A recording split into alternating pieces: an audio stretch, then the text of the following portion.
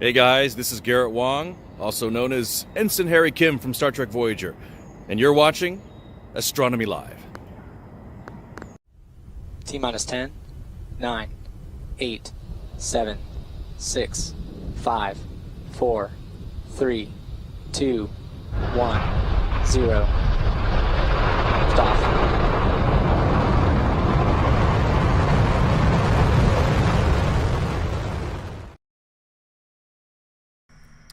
Hi folks, welcome to Astronomy Live. We're going to get started here in just a moment. Just getting the telescope aligned and getting the camera cooled down. Looks like it's a little warmer out here than I anticipated. I have to probably run the camera a little warmer than I would have thought I would. Well, maybe. It's going to hit -10 here in a second. That's the set point.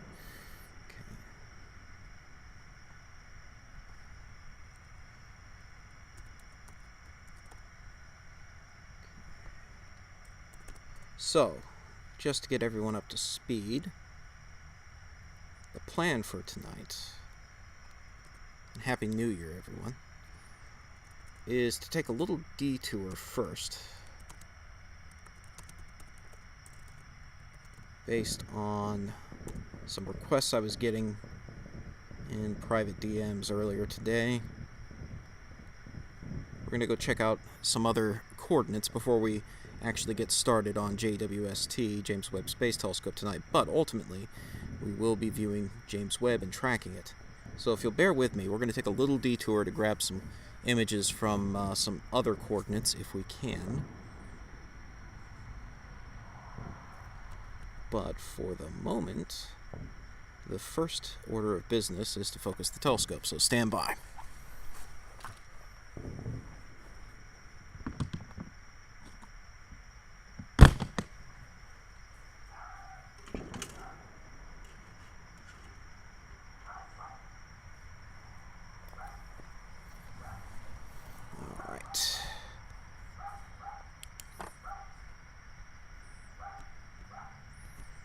Alright, so that is, as expected, an out-of-focus image.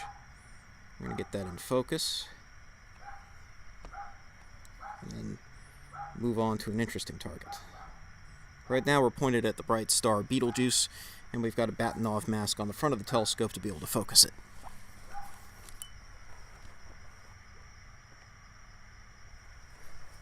Let's see if that's good motion. Yep.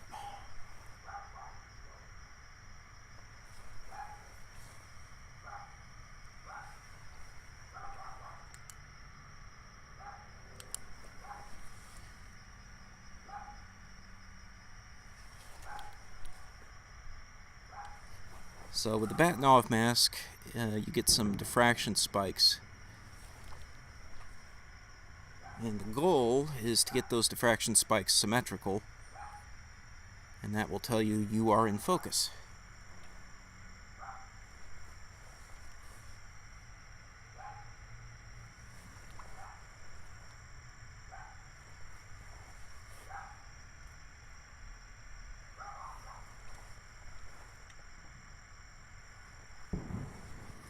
So little by little,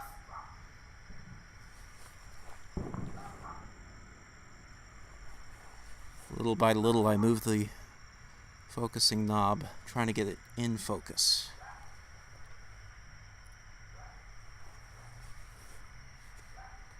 Hopefully I didn't overshoot just now. Let's see.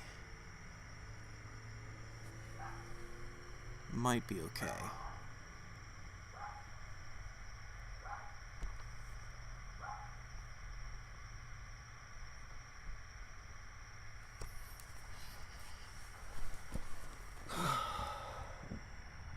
Yeah, that looks good.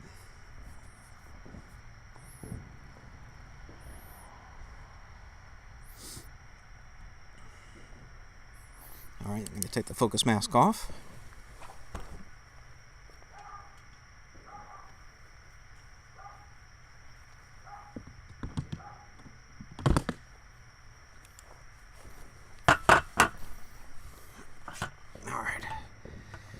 Alright, temperature settled on the CCD at about 75% power. That's okay, it's about the limit of what I would want to run it.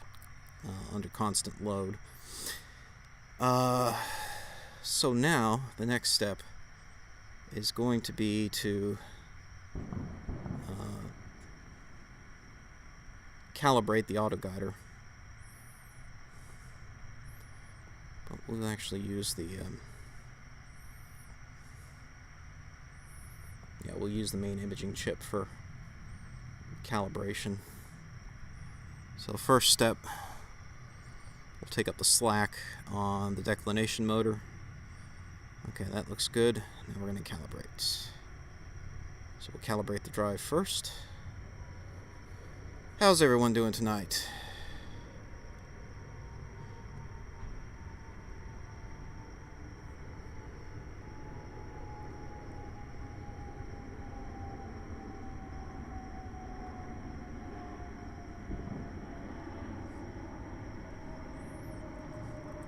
Yeah, you can hear the fireworks in the background. Some people are still burning their celebration fireworks, their leftovers from New Year's. So we'll have to bear with that.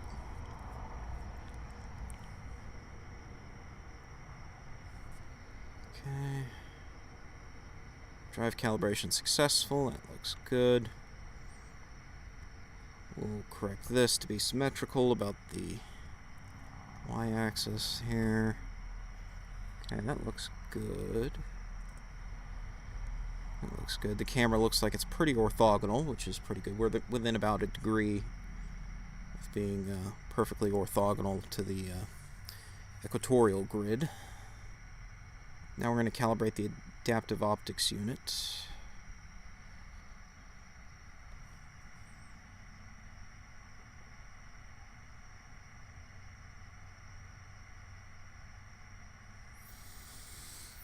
And then we're going to move on. So, yesterday there was a stream that's kind of gone viral of, I guess, Paul Begley, a self-professed pastor from Texas, and Mike from around the world. Actually, I'm not sure where Paul Begley's from, but Texas comes into it because they claimed to receive information about a mysterious, newly discovered planet in the solar system coming to wreak havoc with Earth in August, and that this information came from a professor of astronomy in Texas. Well, actually, it's an old hoax from 7 years ago, and a PhD student at the time named Kyle Kaplan, who filmed a video as a prank, as a joke for his friends, and unfortunately it got loose and took on a life of its own, where he pretends to discover this mysterious planet while conducting his observations at the observatory, the university telescope, which was a rather large telescope. But he published the coordinates, and so now Paul Begley has now published those coordinates yesterday on a live stream, and that stream collected almost as many views as our last JWST stream. So I received messages from 2 people actually asking me to take a look into that and do something on it. So we're just going to take a detour before JWST and slew over to the coordinates that were given by this student and see what we find. I already know what we'll find. But it's an opportunity to actually get a real deep space object anyway, because there is a real deep space object over that way. Alright, so I'm going to slew the telescope over there now carefully, because it's going to be close to the deck limit of what the scope can do in this configuration. So let's see if I can do this without causing anything to smack the mount. This will be fun. Stand by.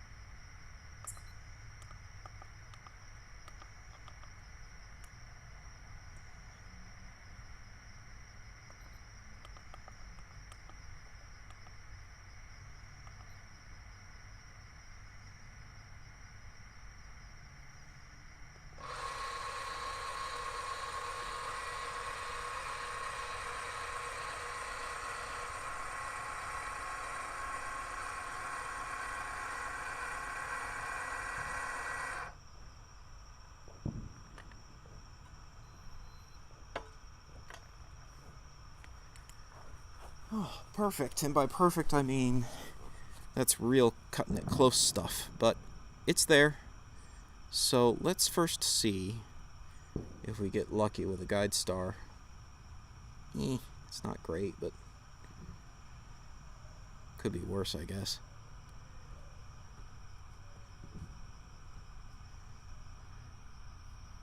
Let's take a longer guide exposure. Hey, look, there's something there at the bottom. Let's move that up a little bit.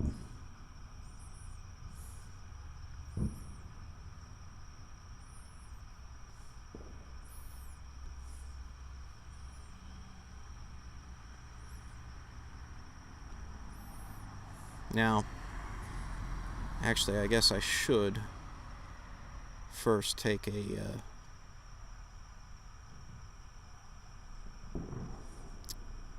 let's take a 1-second image and just see how badly out of focus we are now that we moved the telescope dramatically.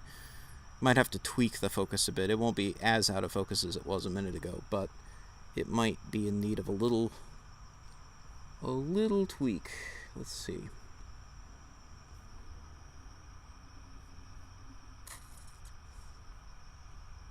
Yeah, it could use a little tweak. Could use a little tweak.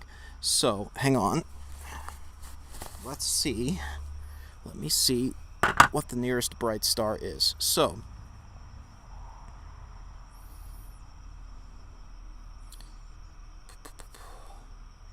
keep in mind, of course, this is not really the subject of this video, but it's a little a necessary detour before we start the main show, because it's currently at its highest point in the sky, basically.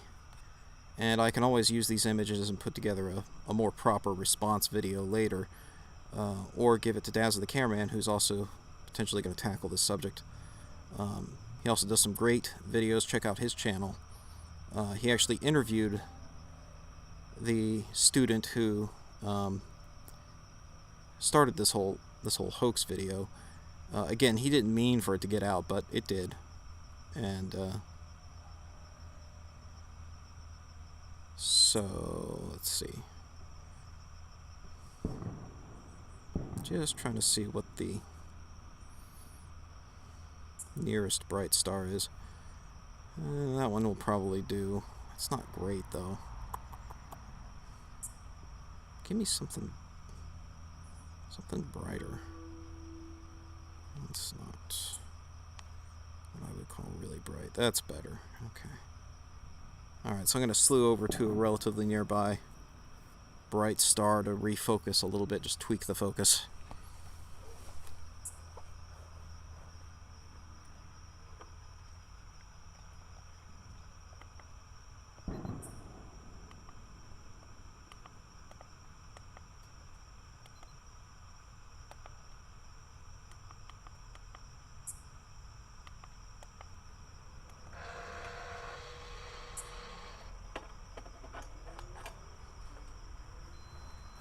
This will also give us an opportunity to test the pointing accuracy and make sure we're on target. We should get a pretty bright star in this shot. Yeah, it's probably that one right there. So let me throw the focusing mask on.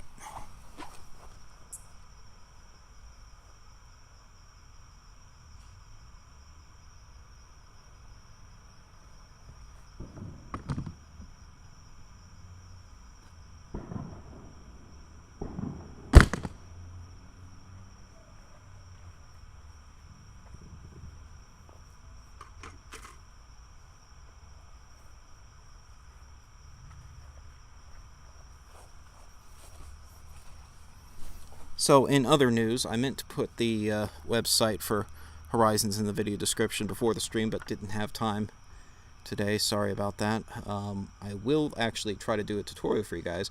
I'm getting a lot of questions from people who've been having trouble pulling up the coordinates for JWST from NASA Horizons. So we're gonna do a little tutorial on that, and I'll show you guys how to do it, so you can see. So you can see now that the spikes are not symmetrical, and that's from mirror flop from moving the telescope so far.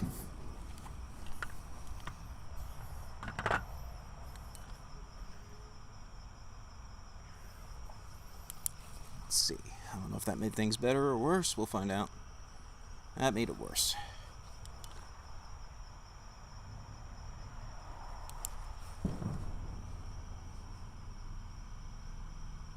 Okay.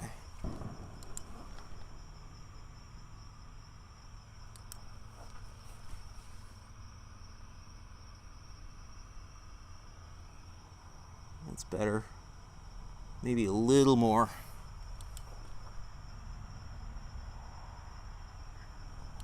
Okay, just a skosh, just a skosh.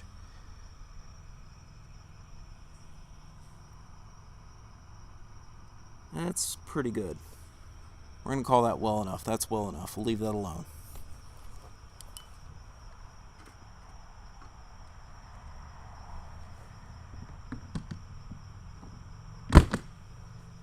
Okay, now we'll go back to our target of interest. So, let me pull this up real quick.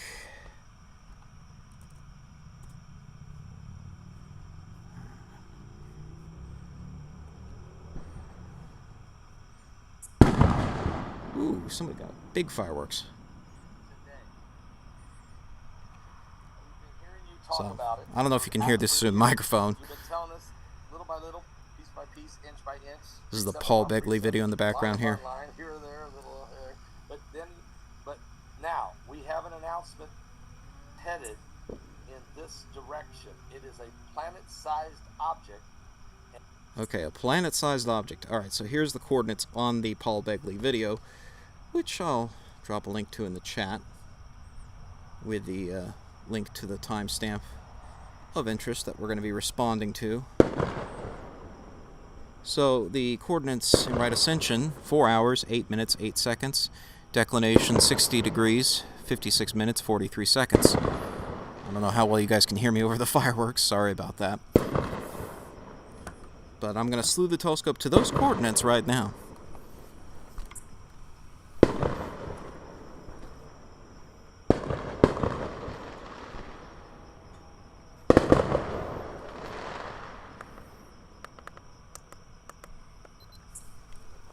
Okay, 4 hours, 8 minutes, 8 seconds, 60 degrees, 56 minutes, 43 seconds.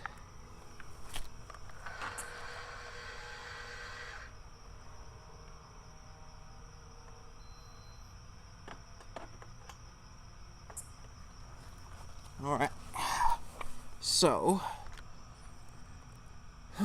now let's not use subframe. First of all, let's use AutoGuider and see what we got with AutoGuiding. Okay, so we have a star we can use. Perfect.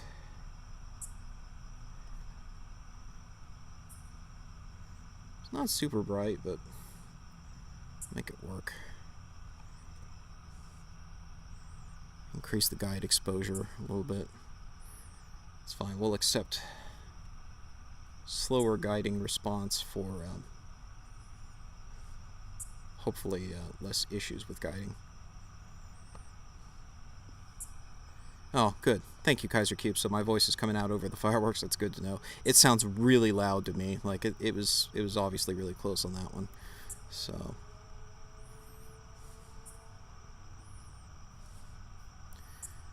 Alright, so I'm going to turn on autosave.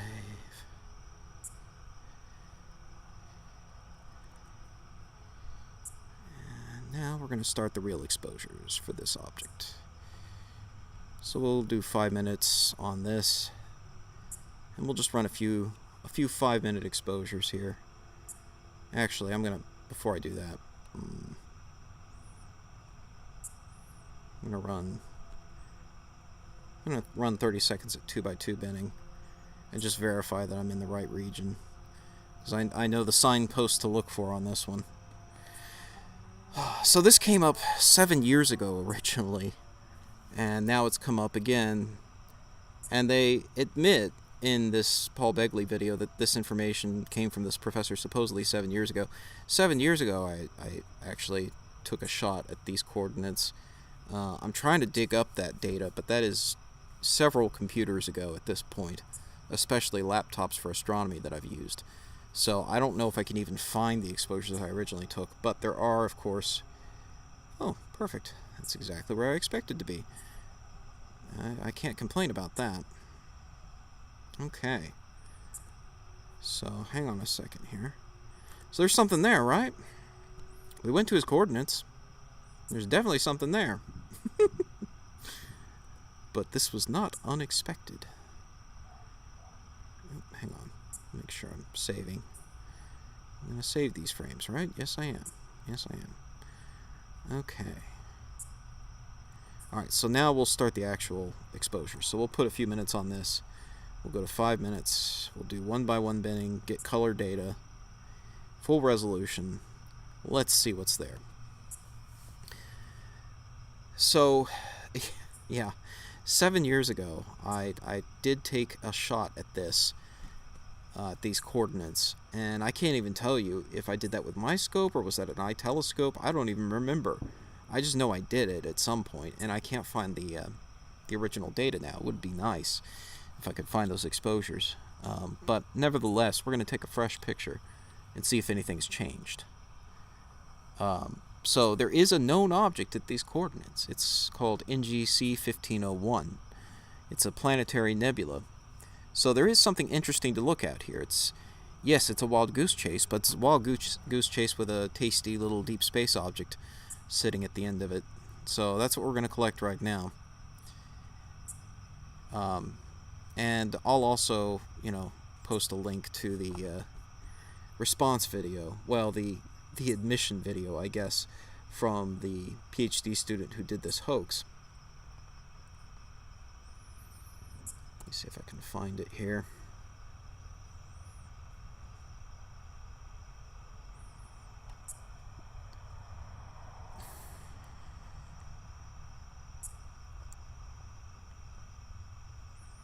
Here it is.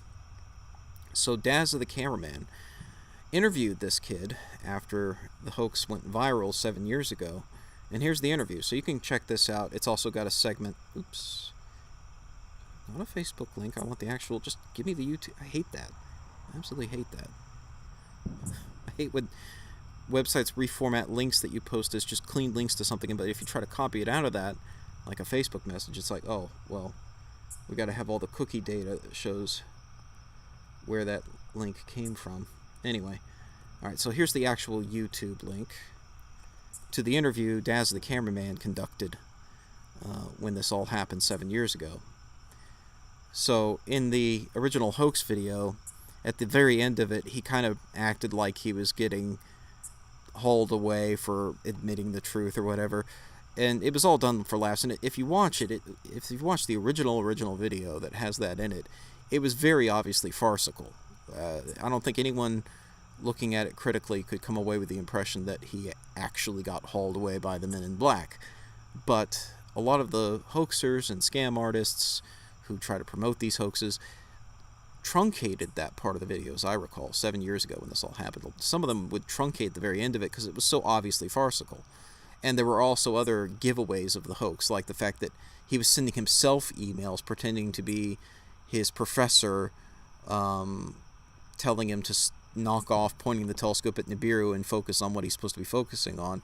Again, it was all for a laugh, but some of them would truncate the parts of it that obviously gave it away as a joke, and would try to promote it as if it were real. And unfortunately, a lot of people fall for this. I mean, the video from Paul Begley from yesterday has like 300-something thousand views on it. So I think it's worthwhile when these things happen, especially when I'm getting messages from people asking me to look at this.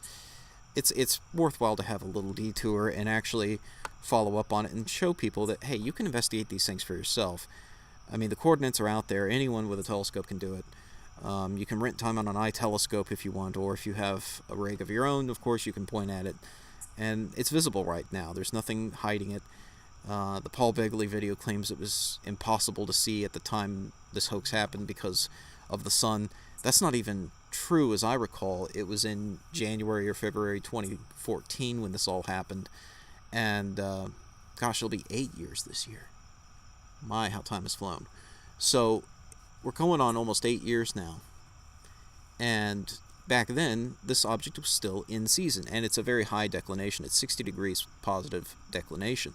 So it's circumpolar for a lot of the United States, not quite from Florida, but nevertheless, it's visible for a long period of time each night. And it's in season right now. It's transiting the meridian right about now. So maybe we just passed the meridian. I can't tell if we're just past or just before the meridian, but we're close to the meridian right now. So it's almost at its highest point in the sky. So it's very visible. Like, it's not a challenge at all to spot this. And there's nothing hiding it. It's there. And yes, there is a planetary nebula there, but it's a known planetary nebula, NGC 1501. And you can look back at atlases that have existed for decades, and it's there, and it hasn't moved. And we're going to see that later by comparing these images with images that were taken earlier, years ago.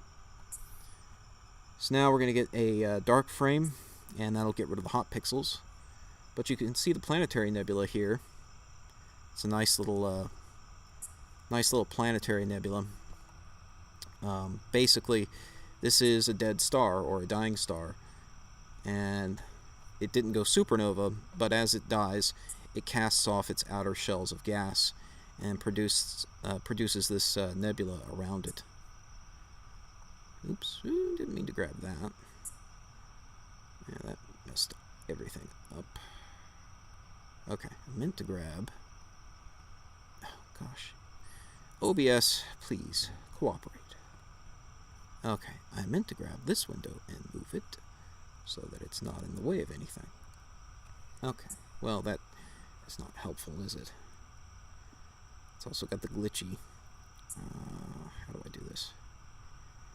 There we go. Glitchy, like, cursor mirroring or whatever. I don't know what that is all about, but we'll get rid of that and fix that. So, yeah, anyway, we're going to take a 5-minute dark frame here, and that will get rid of the hot pixels. And we'll have a nice little image of this planetary nebula. And we can hunt for any signs of a mysterious planet-sized object approaching Earth, etc. I think too many people have been watching Don't Look Up and thinking it's a documentary. P&K Space Imaging for $10. Thank you very much. Thanks for still bringing astronomy to the masses. Kudos. Appreciate it. Appreciate it. So after this, after we get the dark frame, we're just going to move right on to JWST, the main show of the evening. I'm not going to spend a huge amount of time collecting images on NGC 1501. So I believe this is a planetary nebula, Scott Mayer. So that central star in it should be a basically a dying star. Let's see, SMA Sky, so we're going to give you mod powers now. There you go. Yeah, thank you, Sam. Get the real info out there. Yeah, that's I see value in that. I mean, it's just a short little detour here before we get to the main show, and since I had people ask me questions about it, I just thought it was sort of the responsible thing to do, is to nip this in the bud before it goes even more viral, because now, having 7, almost 8 years passed since that original hoax video came out, it's probably a little bit tricky to find some of the real information about it, and maybe that's deliberately why they're now resurrecting this and trying to breathe life into it. I think it is a good sign, though, that some of these con artists are scraping the bottom of the barrel and having to try to breathe life into 7- and 8-year-old hoaxes, because they have nothing new, no new material to go on. But on the other hand, it being so old means those, if you try to search for it, it's not necessarily going to come up. The real information's not going to come up right away in the initial search results, perhaps because it's just been so long. I fear a lot of that's been buried at this point. Even my own shot of it, I uploaded it to astrometry.net years ago when this happened, and I looked up that link. I found it. I found the link, but the image is gone because astrometry.net's own database has filled up probably multiple times since then, and they've purged their own database of old images that people have uploaded. So my image isn't even available on that site anymore, which makes it tricky. So I'm trying to search my old hard drives and see if I can find the original photos I took. Hopefully I can find it. But that's how old this is, and so it's hard to find the correct information because it's been so long that even some of the sites that hosted images or data that people like me may have taken to combat it back then, some of those sites may have even shut down. Yeah, it would probably be prudent to clip this section out, and I will afterwards, after the fact. So I appreciate everyone bearing with me on this little side tour onto this object. Kelly Teacher for $5. I only understand a small portion of what you're sharing, but I love how you explain things. Thanks. Appreciate it. Thank you. I hope I can boil all this down at the end to something that's easily understandable. But to do that, I must first collect the data. And since especially I'm having trouble right now locating my images from 7 and almost 8 years ago, I think it's prudent to grab a new image. Is this guy a professional astronomer? I haven't checked up on him in years. I communicated with him briefly when this all happened almost 8 years ago, and he actually sent me the planning sheet for the autoguide star that he was using that night, because that factored into the video in the hoax, and he actually sent me that sheet, so he sent me some useful information back then.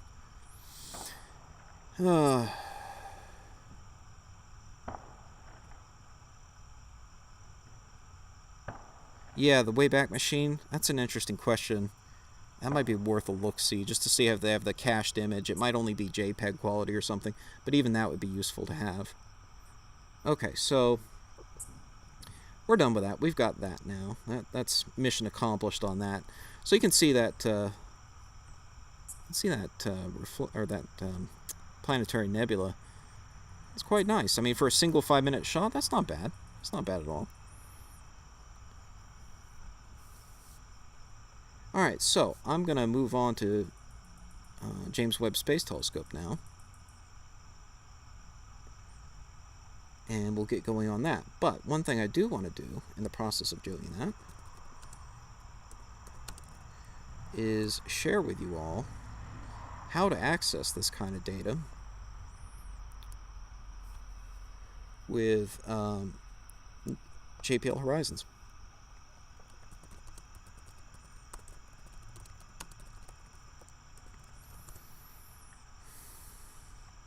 Okay, so let me screen share my web browser and actually step you through the process of getting the coordinates of JWST, because I think this will be helpful for a lot of people who've been asking me questions on how you get this. So I'm going to share a new window here. Okay. So here's my Firefox browser. Actually, I should... Don't think I have anything too confidential up there, but just in case. Okay, so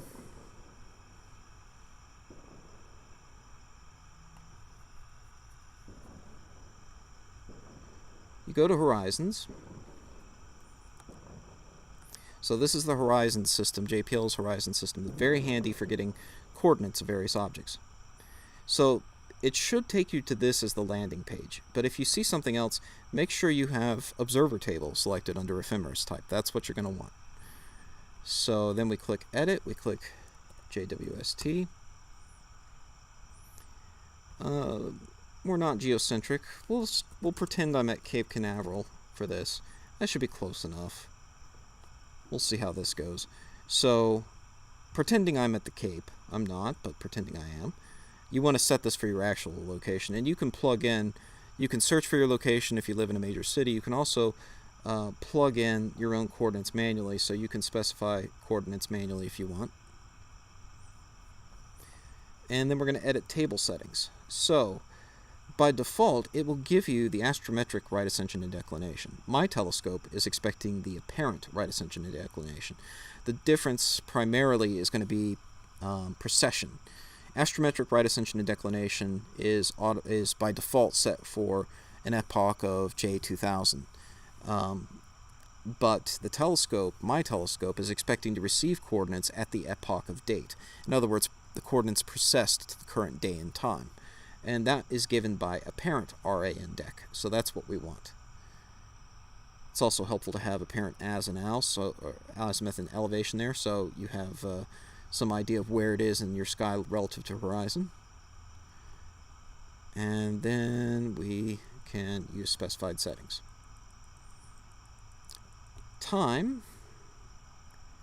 It's currently January 2nd by Universal Time. We'll take it to January 3rd, and we'll do 1-minute intervals.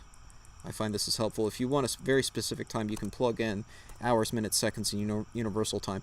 Important to note here, this is defaulting to Universal Time, so make sure you do your time zone calculations correctly. Then you can generate your ephemeris, and there you go. Here are your coordinate sets. So right now we are 9:38 Eastern Time local. That is going to be 2:38 Universal Time, if the math I'm doing in my head is correct. We'll advance that for a couple minutes and say roughly these are going to be the coordinates, roughly. I'm going to slew back to Betelgeuse for a second, and we'll refocus on that, because I have a feeling the mirror flop is going to be an issue. And we'll come back to this coordinate sheet and grab fresh coordinates at that time. But the other thing I need to do is be careful to grab the apparent coordinates, not the astrometric. It's putting out astrometric first, I believe. Yeah, the first set is astrometric. The second set is apparent. So the apparent coordinates are what I want. And you can see the difference if you compare these four columns here.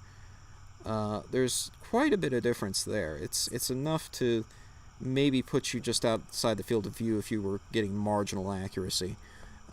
So keep that in mind. Keep that in mind. Until then, though, what I'm going to do first, like I said, is slew back to Betelgeuse and refocus the telescope. Alright, so there's the camera view, so we're going to move back to Betelgeuse and get some more images.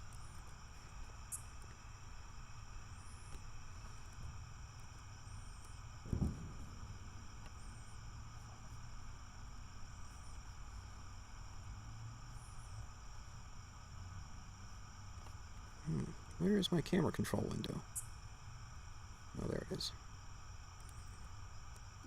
Went away from me.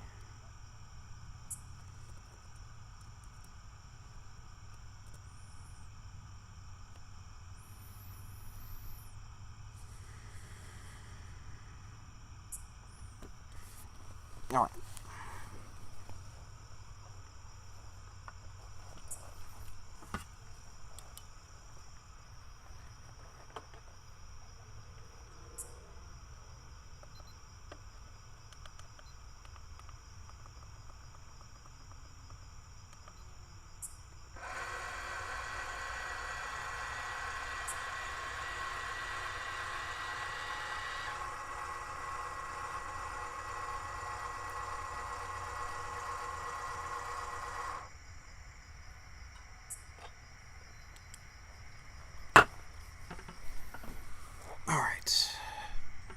Let's grab a quick image. Let's make sure, first of all, we're pointing in the right location. Looks like we are.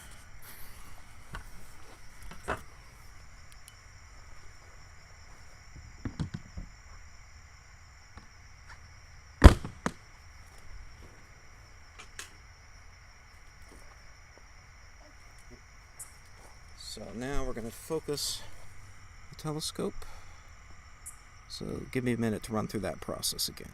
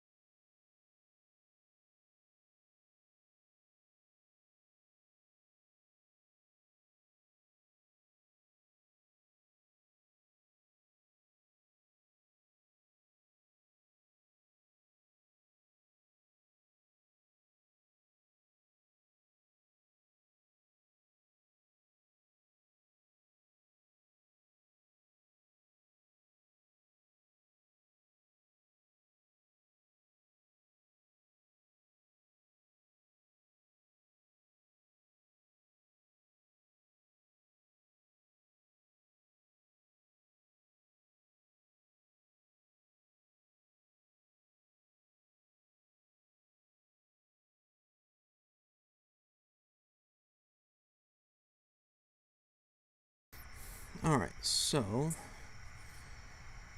Betelgeuse looks pretty good and focused. So we will move on now to capture the James Webb. So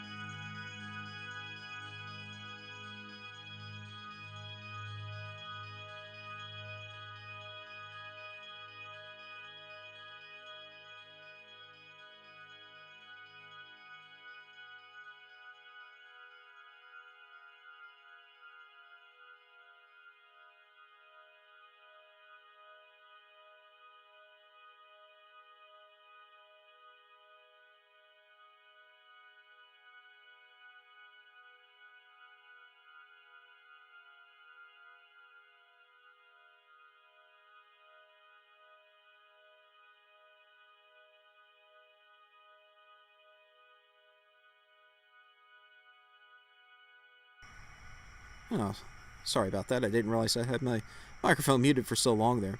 But you can see James Webb. We've located it.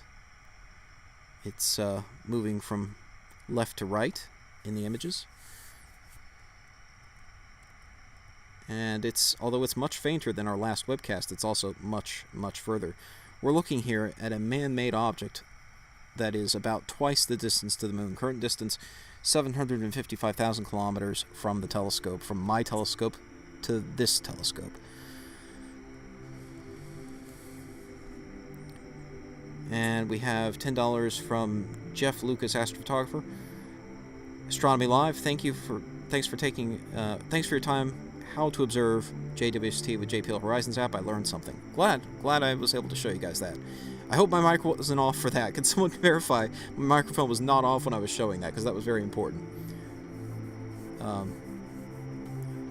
Might have to go to a higher exposure time. No, it's there. It's faint, but it's there. And the nice thing about the 1 minute exposures here is they're not streaking it too bad, and will also accumulate a decent amount of exposures in a relatively short amount of time for another time lapse. So hopefully at the end of this webcast, if you guys stay tuned, we'll have another time lapse video to share. Let me turn down the music a bit here. So at the end of this webcast, the goal is to have another time lapse video to share so you guys can see that.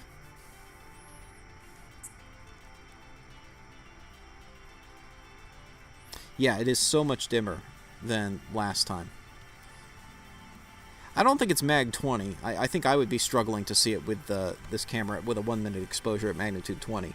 But it is very dim, and we can try to take a look at just how dim. I can try to do a rough, quick and dirty photometry test later. Actually, I don't have the latest version of SAO Image DS9 on this computer. I don't really want to start installing things when I'm in the middle of running the autoguider and running the camera. But later, when I do the time lapse, actually that might be a good time to do it. When I go to post the time lapse of frames from tonight, I'll do a check of the brightness based on the images we're collecting tonight, and I'll have for you guys a estimation of its apparent magnitude. It is fairly dim. I mean, you can really tell here in this star field. It's quite dim.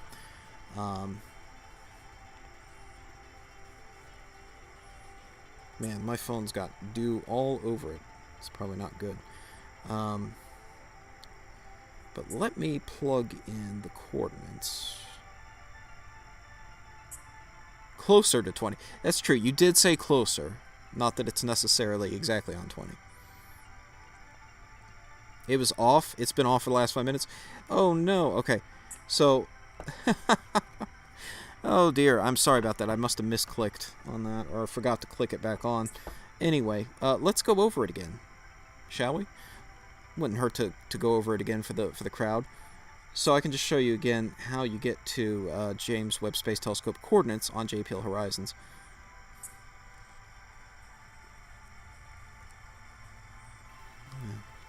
Just keep the music down to a minimum.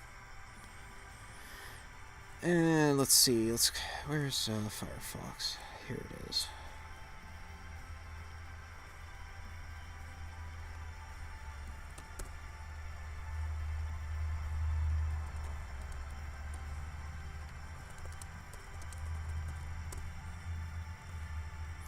Alright, so, where is my window capture for Firefox? Alright, here we go.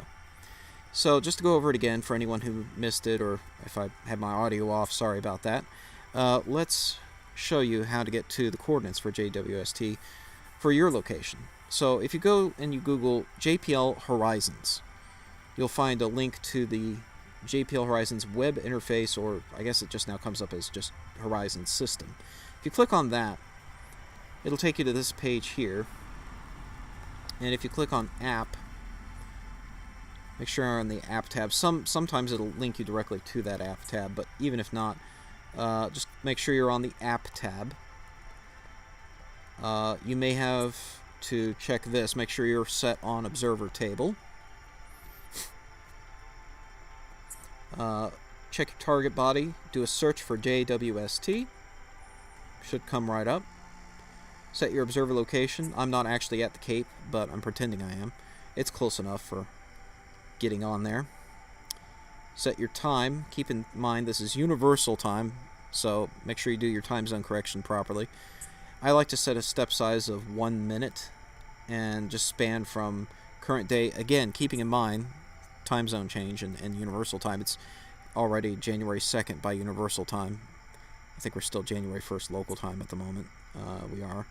But it's January 2nd by universal time already.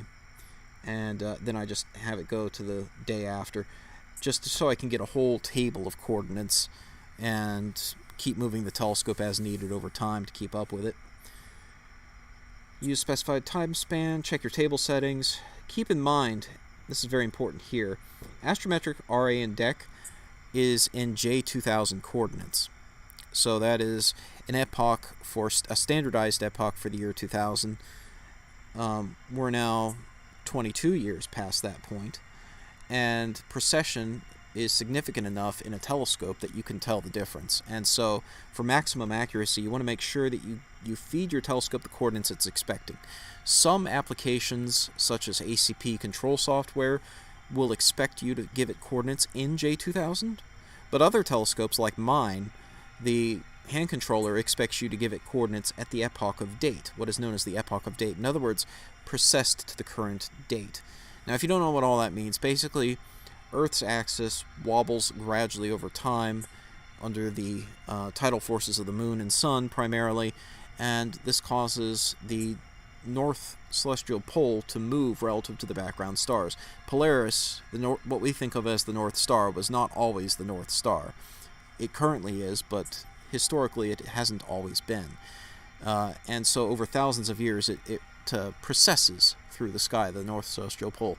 And because of that, the coordinate system changes relative to the background stars. And so when you give coordinates of an object, you have to speak to the telescope in the way it's expecting. You have to feed it those coordinates at the epoch it's expecting. It might be expecting coordinates precessed to the standard epoch of J2000, which is astrometric, or it might be expecting, as my telescope does, coordinates at the epoch of date, the current date and time, which is apparent RA and DEC.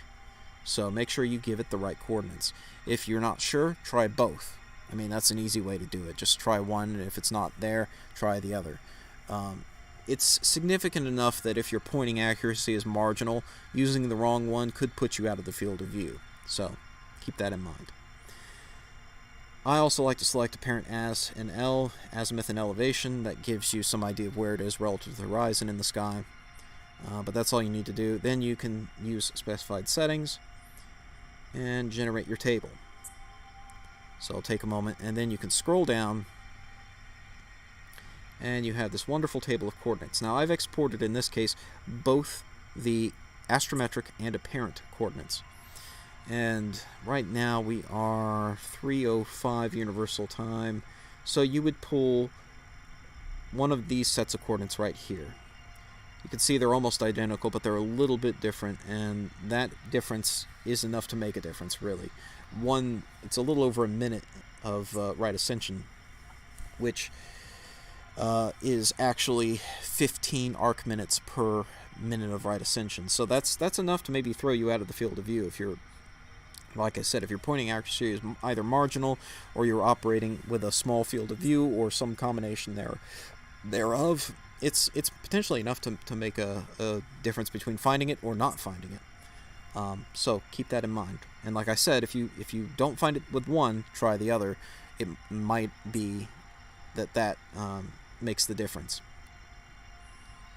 So then you would plug in, so the first set here, this is right ascension, this is declination. You plug that into your hand controller or into your planetarium software, and you go get your James Webb Space Telescope images. Simple as that. So that's what I've done tonight, and you can see it's now moved. It's over here. So we'll keep watching here as James Webb Space Telescope continues to move deeper into space.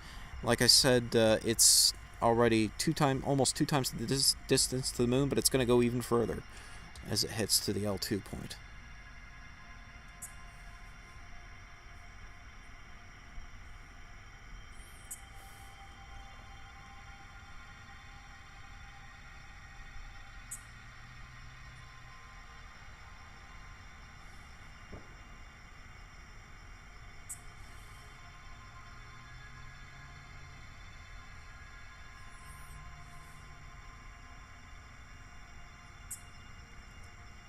So you can see as each frame comes in, as that blue bar fills up in the bottom left, you can see the new frame come in, and you can see that position of JWST move. It's that faint little star right there. So I was going to pull up, one of the reasons I was pulling up the current coordinates is so I could set my phone to those same coordinates and view this field of view.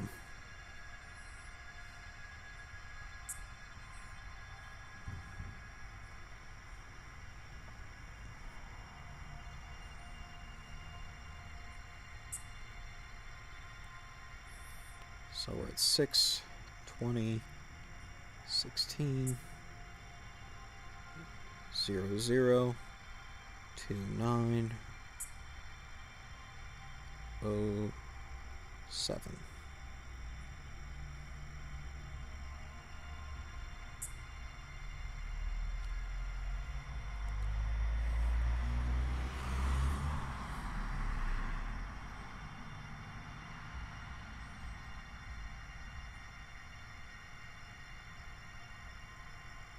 Ah, shoot.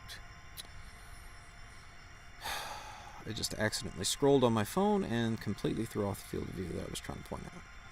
Let's try this again. 0, 0, 2, 9, 0, 7.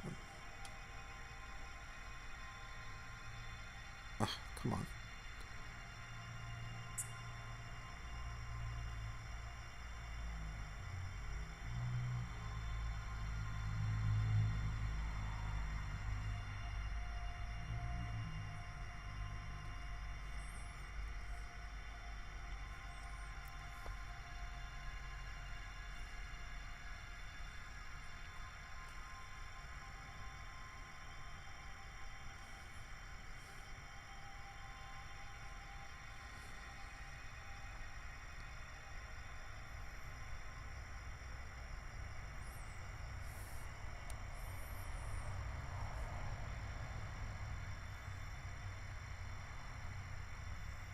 Okay.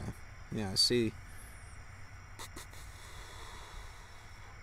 Sorry, I've been playing with the magnification here and throwing off my marker, but trying to get a grasp on my bearings here and where we're looking, which I think I now have a decent idea.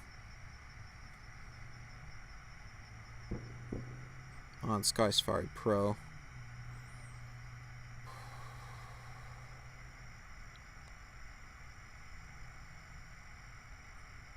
Yep. So the star it's about to intersect, it'll probably be lost in the glare for a little bit of that star. It's not going to cross directly over it by the looks of it. But that star, which looks really bright, is magnitude 11.9. Magnitude 12, almost. Which is much dimmer than anything you could see by eye, of course.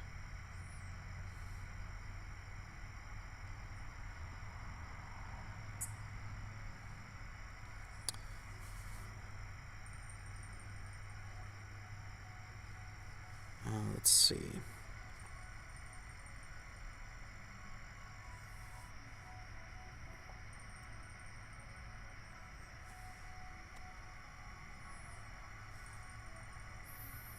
It's magnitude 13.8. What is that? Where is that? Where is that?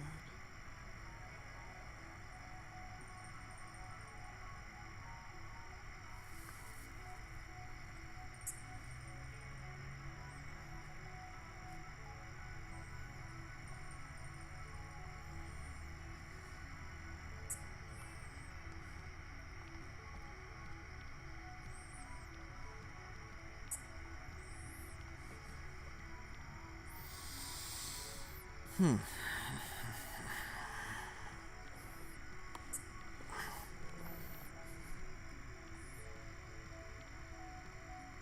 it's kind of lost in the glare of that star now. It'll be back in just a minute.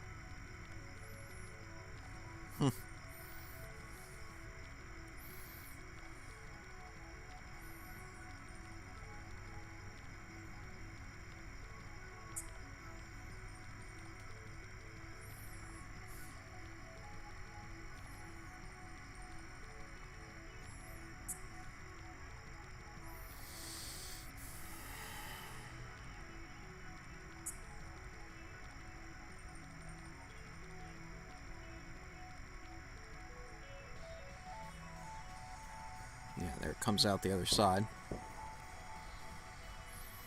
It's just come out from behind the glare of that star.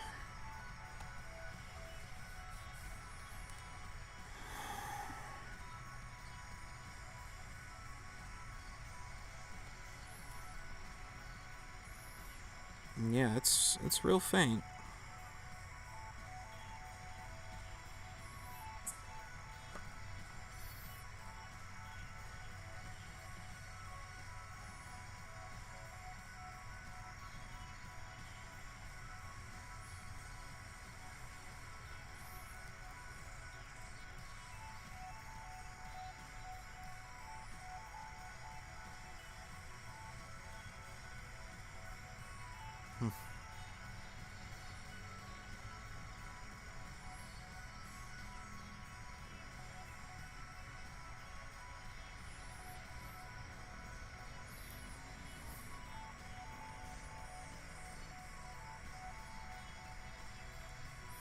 Okay, so here's some good signposts on brightness. This star right here, which is not actually JWST, apologies, but I'm just using this marker so you can see, that's magnitude 15.6 according to Sky Safari Pro. And I'd say that's pretty comparable, actually, to JWST. JWST, it's hard to say, it might be a little brighter. I'd say it's just a tad brighter, and its brightness is going to be slightly diminished by the fact that it's moving in every single frame.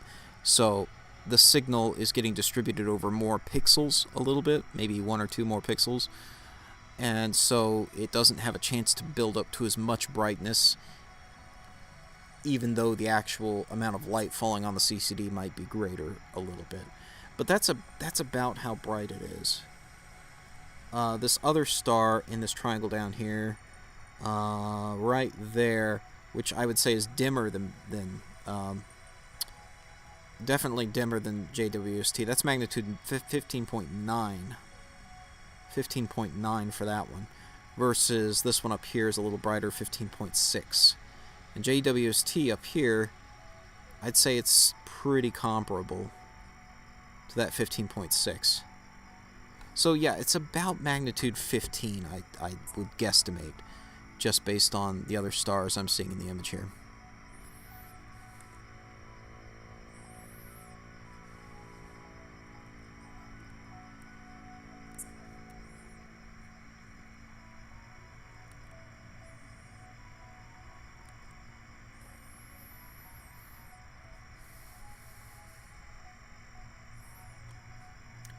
Could I bump Stellar Drone up a tad? Yeah, I can do that. Yeah, I can move that up a bit.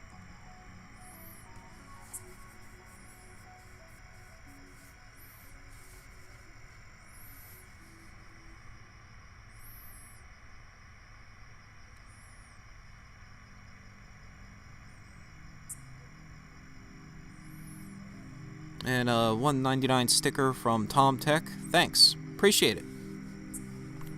Thank you for your support.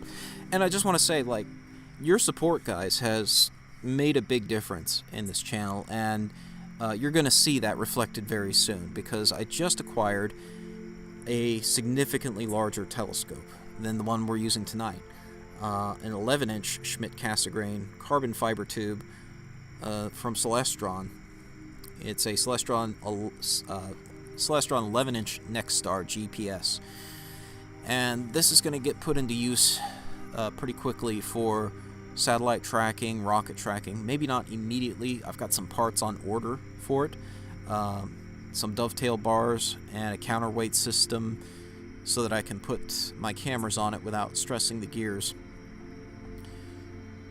What else? I've also got... gosh, I've got some other odds and end on order for that, so that we can use it. Oh, yeah, another important little accessory is an 11-inch dew heater strip. So it'll use the same. I can use the same controller for dew heaters that I'm using right now on this telescope, but I need a larger strip to wrap around the aperture for that. So I've got an 11-inch dew heater strip on order from Kendrick.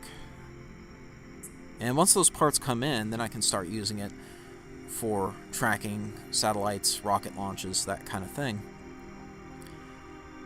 For now, this telescope will continue to serve deep space duty on nights like tonight, but for planets, the moon, bright objects, the other telescope will take over almost immediately as soon as those parts come in. And so I want to thank you all for your support. Even if you are just watching, your viewership is important and contributes to the monetization of this channel, which I put back into the channel by upgrading my equipment for better views for you guys, so you guys can see even better views of these objects. So thank you again for all of your support. That was a significant upgrade with that acquisition that I made just in the last few days. And I posted about that on Twitter, but you're going to be seeing it here on YouTube soon. And I can't wait to get in the parts I need to get the cameras on, at least to get some footage with the Blackmagic camera, so we can do some 4K video of planets and the moon with that beast. That's going to be awesome. Jupiter's already started to recede into the western sky pretty early in the evening, so it's no longer ideal season for that, unfortunately, but I'm hoping to get some tracking going on it pretty soon. It's already compatible out of the box with Sat Tracker and UFO Tracker, so I'm really keen to see what we can do with that beast of a telescope tracking the space station. And of course we'll be able to do that with live streams as well, so stay tuned for all of that.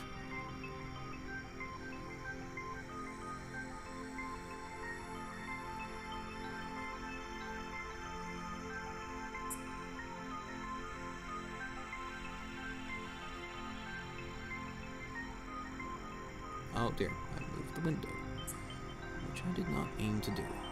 Okay. Meant to move this guy. It's, I don't know, OBS is like auto-locking it onto some sort of grid here, invisibly. Just use the arrow keys. Do it that way. This is JWST here.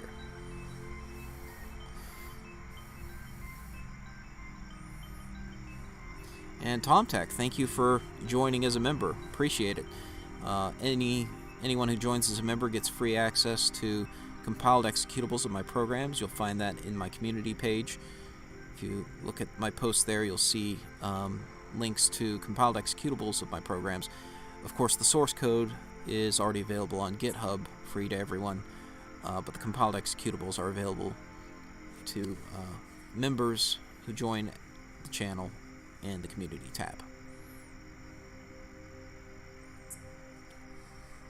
Will I be working with Red on launches? Well, we'll see. It depends on his availability and schedule. He's pretty busy right now, but hopefully we'll get him going again with remote tracking pretty soon. In fact, technically he could take remote control of the new big 11-inch scope too. How much do you think he'll pay me for access on that one? No, I'm just kidding. I wouldn't charge him. But what do you think he might do for me to help me out in exchange for access on that one? He might be too scared, actually, to control that one. It's very large. But yeah, that's the other exciting thing, because it's using that Nexstar mount, and it has the ability to allow me to directly set drive rates. It is compatible out of the box with predictive tracking for rocket launches too. So that'll be exciting. I've got a plan on how to potentially track the first orbital launch of Starship in a unique way that you won't necessarily see from other channels, or at least you won't necessarily see from people who are down at the launch site. I'm thinking of trying a different sort of strategy. I mean, yes, it would be nice to drive to Texas and see that massive rocket launch in person. I would love to see that. But it might be easier, and it might be unique to perhaps go down to the very southern tip of Florida, go down even down to the Keys. If the weather's clear and I get lucky, it would be awesome, I think, to be able to track the Starship second stage flying over Florida, essentially, or really south of Florida, but it should be above the horizon, invisible, from the Keys on its trajectory, on its first test flight to orbit. And to see that from the Keys as Starship's free-flying and tracking it with a massive 11-inch scope, that, I think, would be unique. That would be something you would have a unique angle on that you couldn't see from the launch site. You would see Starship, of course, flying into orbit from the launch site, but you'd be, sort of viewing it from behind versus seeing it come up over the horizon and pass overhead. That would be a very unique situation, I think. So, looking forward to trying that. And a $5 super chat from Jonathan. Thanks, Astronomy Live. Can't wait for all the cool science that JWST will give us in the future. Same here. Appreciate it. Thanks for the super chat.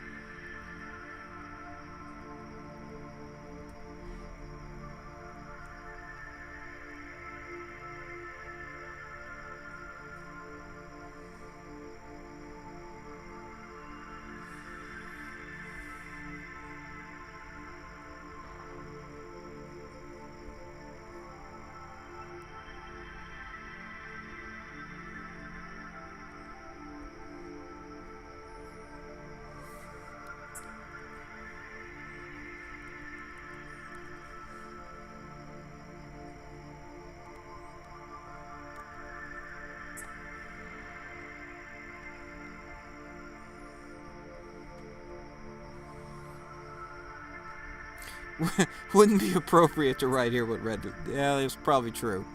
Probably true. We'll keep it family-friendly over here.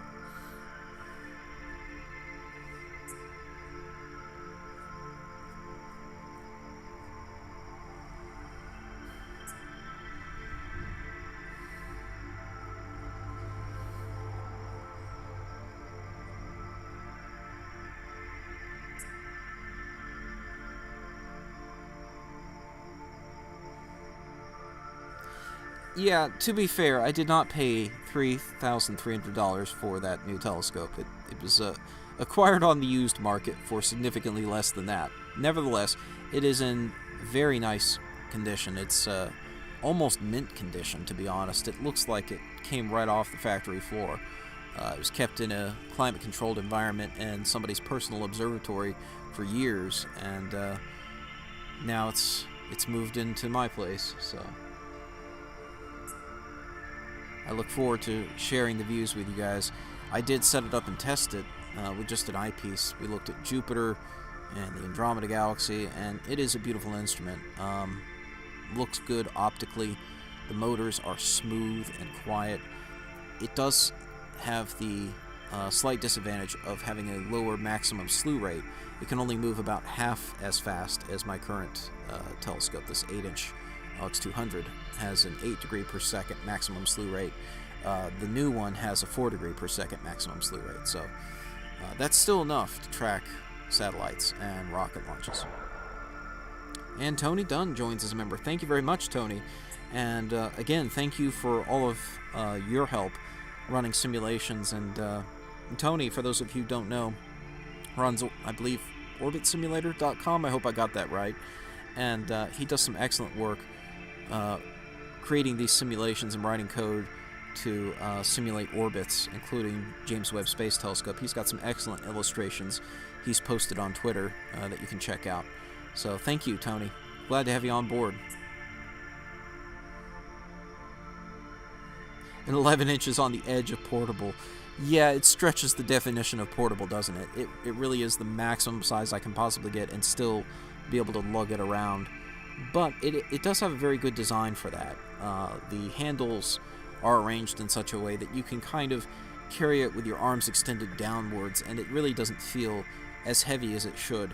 And I know because I've lugged 10-inch LX200s around before, and those things are at the very limit of what I can personally lug around.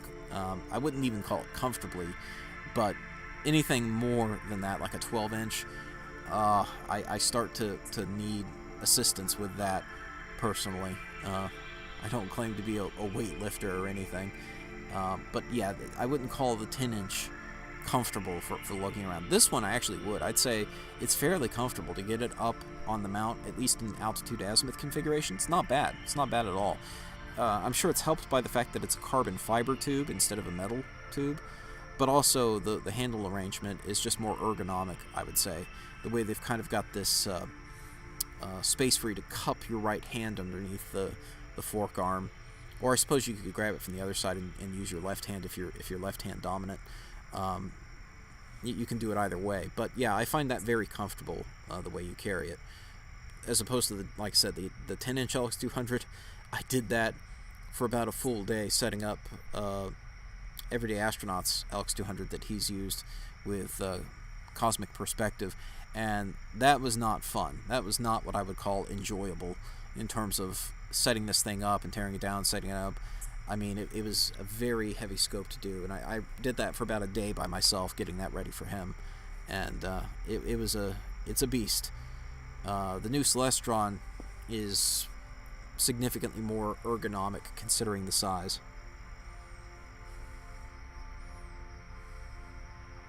What mount will I put the C11 on? It's going to remain on the Next Star fork mount. It's a dual fork design, similar to the LX200. A little bit... the model itself, I think, is a little bit out of date. I don't know that they make it like that anymore. I think they just make the CPC models at this point, but they're very similar to the CPC. And a lot of guys who are into this hobby would say that's not an ideal mount. You would normally go with a German equatorial mount, something like that. But I have a particular use case for all of this. I mean, as you know, I do a lot of satellite tracking, and for that, a fork mount is very much ideal in a lot of ways. I guess you could still argue that it might be best to take an equatorial mount and deliberately mount that so that the right ascension axis is parallel with the plane of the orbit of the satellite, and do it that way. That is definitely a good way to do it. But I also need the flexibility of also tracking rocket launches, and for that you definitely do want an altitude azimuth view, in my opinion, for aesthetic reasons, if nothing else. Having a normal orientation that people are used to seeing of the horizon in altitude azimuth is ideal for doing those kinds of videos. And so for that reason, yeah, the fork mount, altitude azimuth, that's the way to go. There is the issue with satellite tracking that if it's a straight overhead pass, when it hits the zenith, it's fine coming up. You're just tracking in one axis coming up. You're basically just moving the telescope up in a straight overhead pass. It's just got to move altitude motor up, right, until it hits the zenith.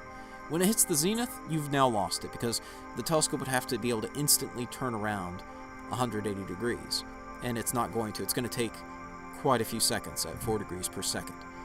And you've basically hit the end of your tracking at that point.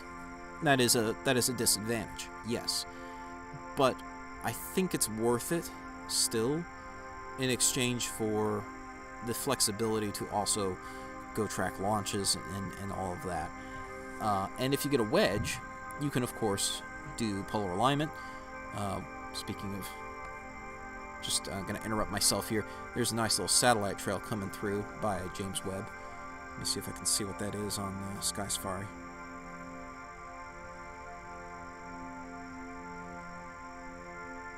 Yep, oh, I got it. That is TDRS 9. Hey, how cool is that? I actually think that's really cool. Launched in 2002. So, TDRS is a data relay satellite used by NASA. So, anytime you watch a SpaceX launch and you see video, unless it's inspiration for some sort of private operation where they're doing direct to ground station video, if they're relaying through the TDRS network, this is what they're doing it with. ISS, if you're seeing video coming from ISS, it's probably being relayed through TDRS. So this is one of the TDRS satellites in geostationary orbit around the Earth that provides data relay for NASA spacecraft. Also Hubble. Hubble, I think, downlinks through TIDRAS. James Webb, I don't know how they're going to do that. If they're doing that via direct downlink or via TIDRAS. I guess it would make sense to do it maybe direct, because it's going to be, well above TIDRAS. I don't know how well TIDRAS is designed for that. But anyway, yeah, TIDRAS is a main data relay satellite for NASA. Early on, it was the TIDRAS satellites were put up by the space shuttles, but now, of course, they're launched by unmanned rockets. This particular one, 2002. Who was that launched? What was that launched by?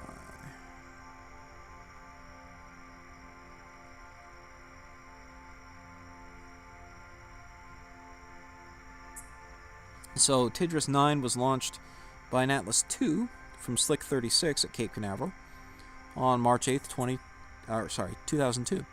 There you go. And now it's out of the field of view. But that's cool. We got to see a TIDRAS satellite. Very neat. Or TIDRAS, I'm sorry. I keep calling it TIDRAS. TIDRAS. Yeah, no, it's pronounced TIDRAS.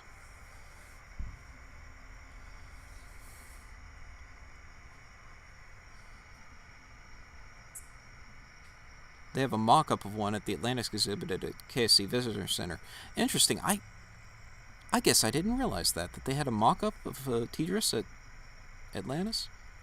I know they got the mock-up of the Hubble there. Oh, wait. Where is that in the exhibit? Gosh, I can't recall, but now that you say that, it does sort of ring a bell. But I can't picture where that is in the exhibit.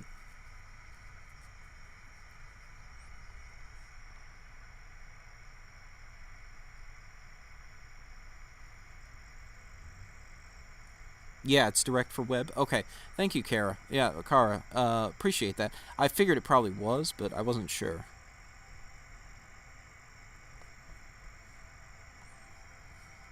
And actually, now that you say that, I do recall seeing Webb pop up on the NASA Deep Space Network website. Let me put that in the chat. That's a cool website to check out too. You can see what the Deep Space Network is currently downlinking from.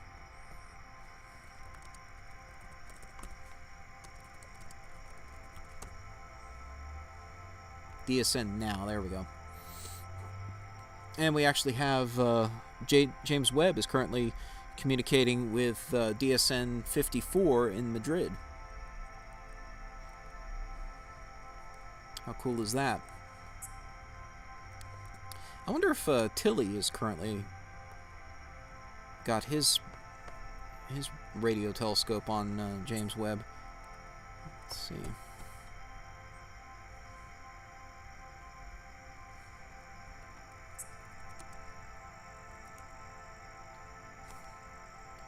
Scott Tilley on Twitter. He's a cool guy to check out. With he's been doing tracking of James Webb with his own scope, as well as getting some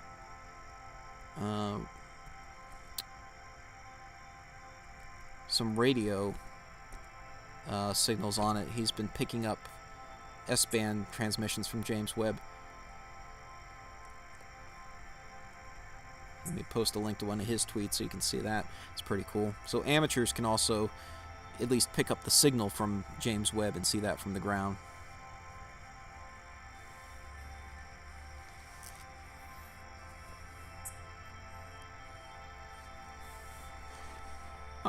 Agena Astro sells a 114mm reflector telescope with an f9 focal length for less than $200. I didn't know that. That sounds really cool.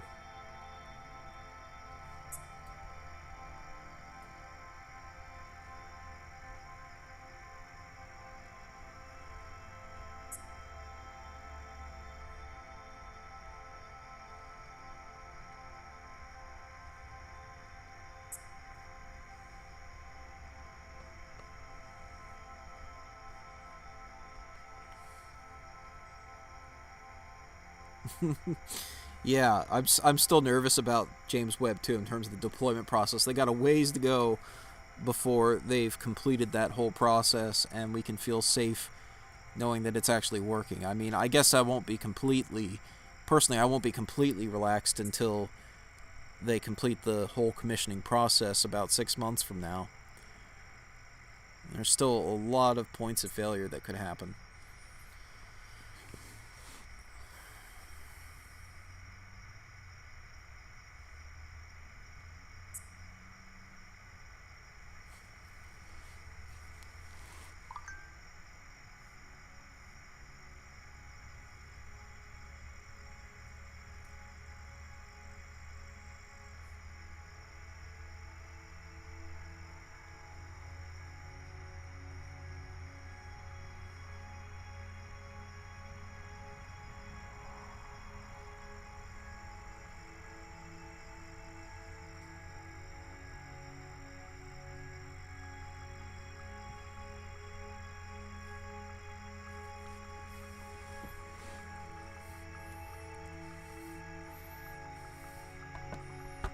Yeah, NASA Eyes is a fantastic app, too.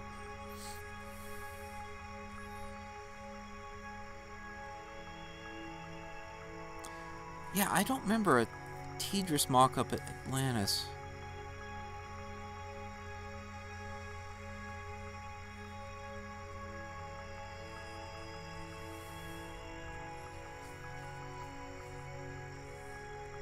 I'm trying to picture anything I can in my head with like those kinds of antenna on it. I'm not sure. Ooh, wow. A $100 super chat. Thank you so much, Charlie. So, Charlie says, gas money for the journey tonight and offset the cost of the new to you telescope. Thank you. Appreciate it.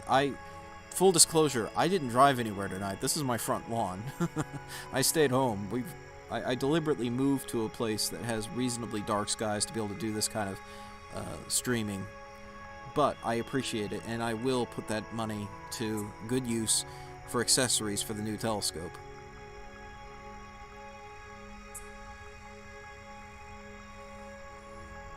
After tensioning the radiators next, I can't recall the steps off the top of my head, but that would make sense. I'd have to look again to see the sequence.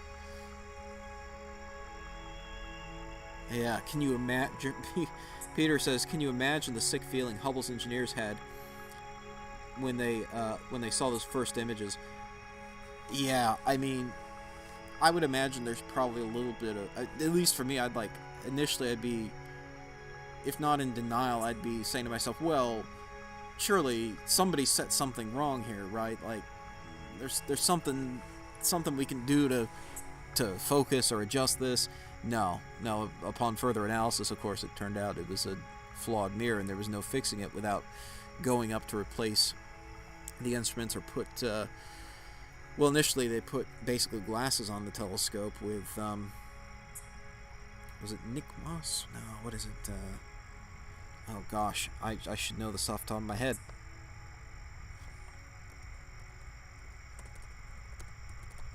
Is it Nick Moss? No, it's not Nick Moss. It's, why do I have that in my head?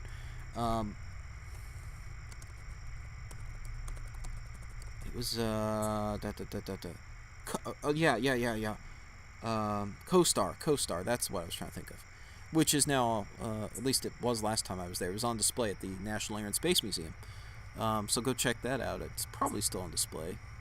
So later on, they could replace CoStar altogether. CoStar was like the box of corrective lenses for the telescope that was installed to correct the light before it reached the instruments. But later versions of those instruments had the corrections already built into them, so they didn't need a separate unit for that. But at least Hubble, was designed with astronaut servicing in mind. The same cannot be said, of course, of James Webb. And that's a big issue. Even if you want to send maybe a Starship mission out to service it or something, you're going to have the AMS problem. The alpha magnetic spectrometer was recently serviced and was not designed for it, and it was quite tricky to come up with spacewalks to repair it, because you were working on parts that were not designed to be user serviceable. And $10 from Cinnamon Control for the Astronomy Live accessory fund. Stoked to see images from the new telescope. Curious, how dark are your skies? Do you know the class on the Bortle scale? It's not as great as I might like, but it's, what is it? Let's see. Hang on. I'll look that up for you real quick.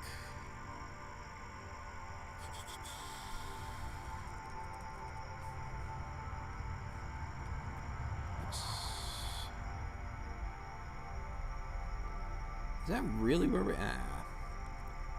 I don't believe it, but according to...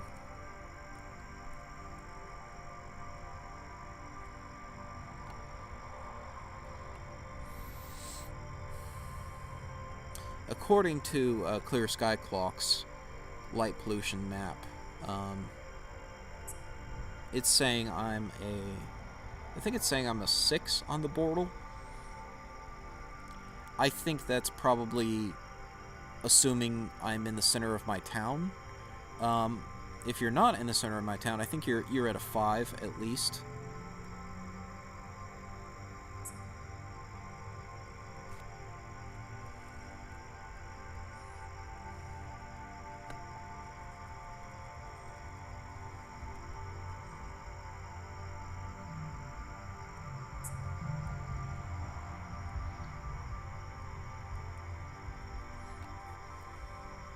But yeah, to somebody who's spent way too much time in relatively large cities and suburban areas where city light domes are intruding, being even at a Bortle 5 is a vast improvement. You know, the ability to readily see the Milky Way is fantastic, and at least skies that are dark enough for webcasts like this, where you can see stars down to, you know, magnitude 15.9 easily without even a challenge.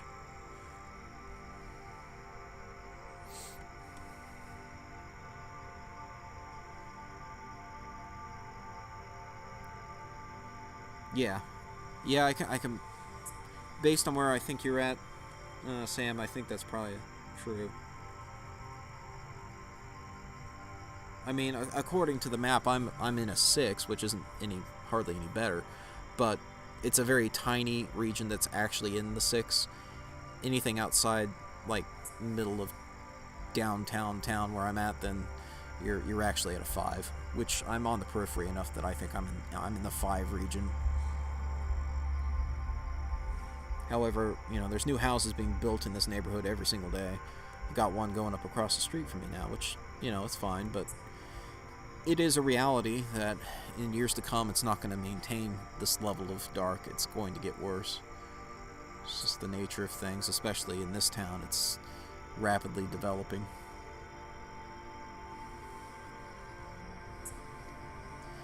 I mean, good news, bad news. Good news is the property value is also going up, so one day when I'm ready to move, I can sell the house and move to some darker area where housing prices are probably lower and get more bang for my buck. So, win-win, right? That's how that works, right?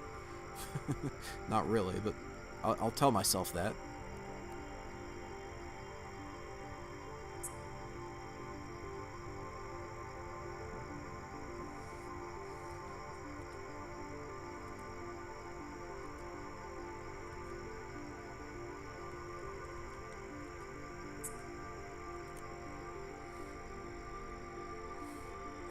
Yes, this is live, Spiritual Sniper. We are live at 5. So, speaking of live images and everything, let me pull all these images into Deep Sky Stacker. Where's my Deep Sky Stacker window in the background here? I'm gonna just double check current focus conditions, all of that good stuff. Make sure we're not way off on focus or anything compared to how we were.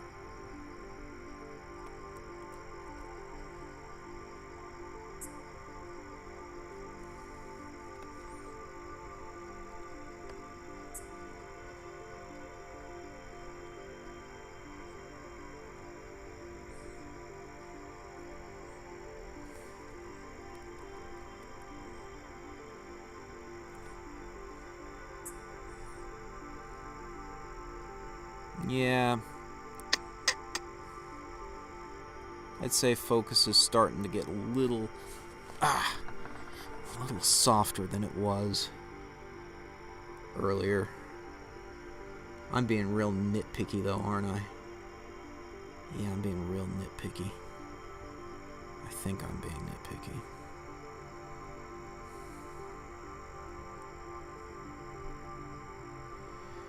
I mean,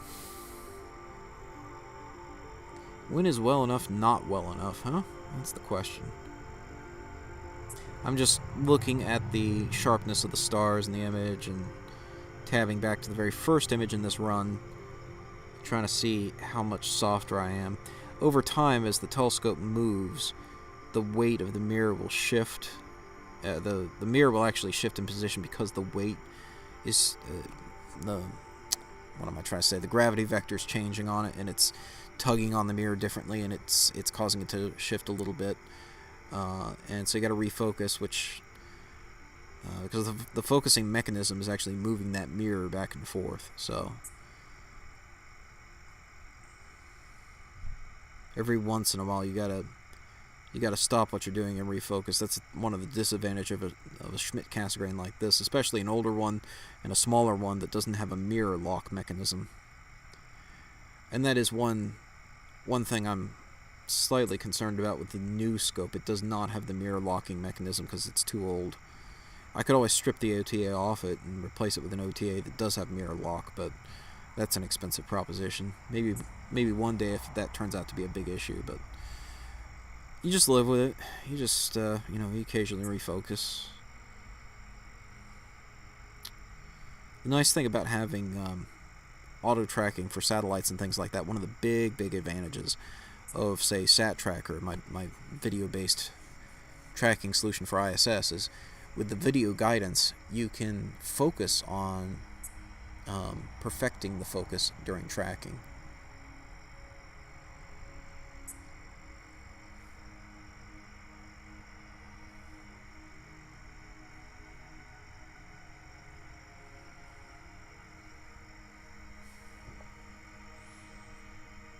So you don't have to pay attention to what it's doing so much with the tracking itself, because that's all automated.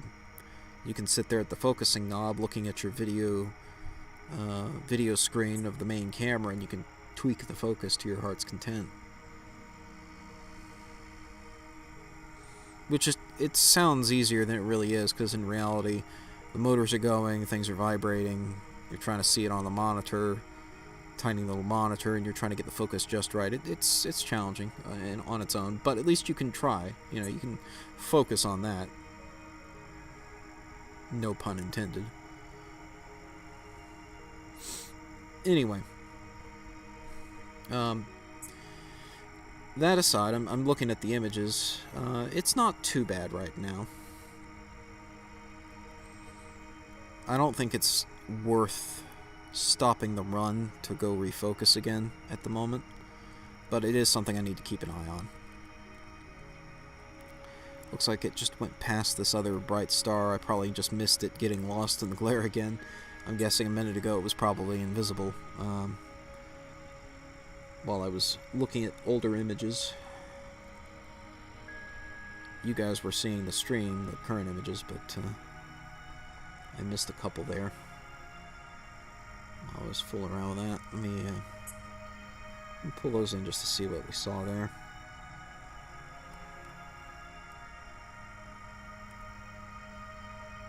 Oh. Yeah. I wouldn't say it was completely lost, but it was mostly blinded by glare.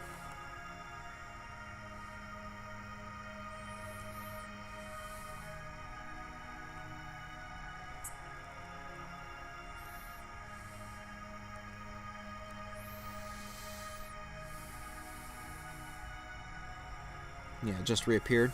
Okay, good. Yeah, still looking good. All right, I won't stop the run. No streaks, no problems. I'm focusing on the sharpness of the stars, and honestly, they're not bad. You look at the smallest stars here, the ones that aren't like blown out by being too bright.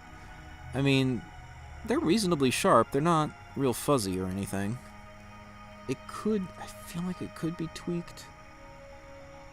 looking at it, but is anyone gonna notice? Honestly, in the time lapse, is anyone gonna notice? Probably not. I'm just a perfectionist when it comes to that, or I try to be anyway.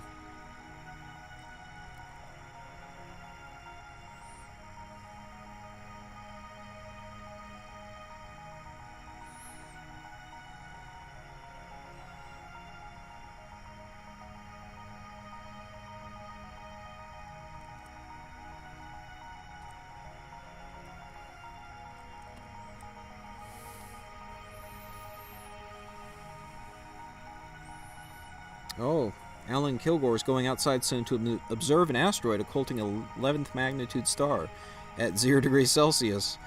Well, bundle up. Sounds like fun, though. That sounds amazing.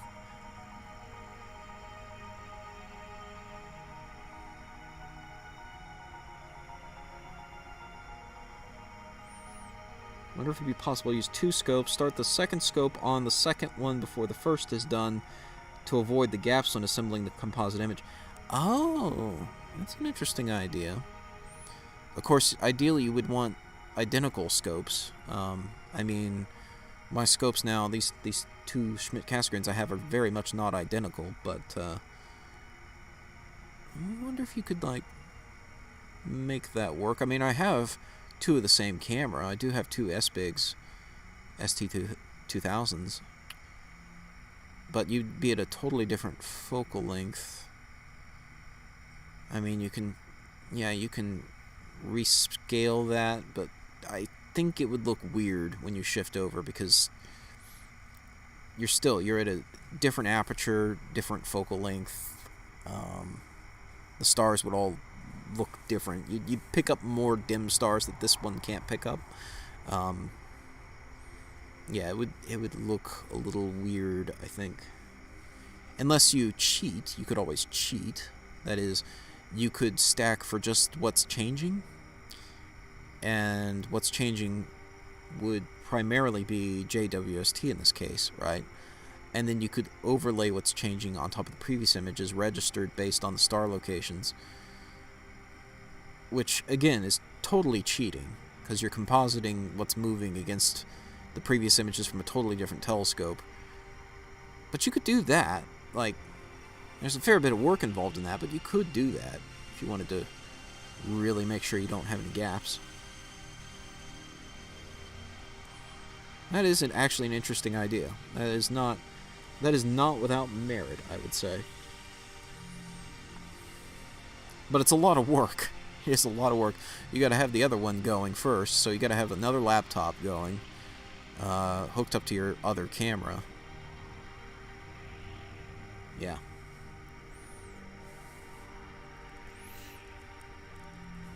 But then again, I'm also slightly crazy when it comes to this stuff, so I might just do something like that one day if I need to.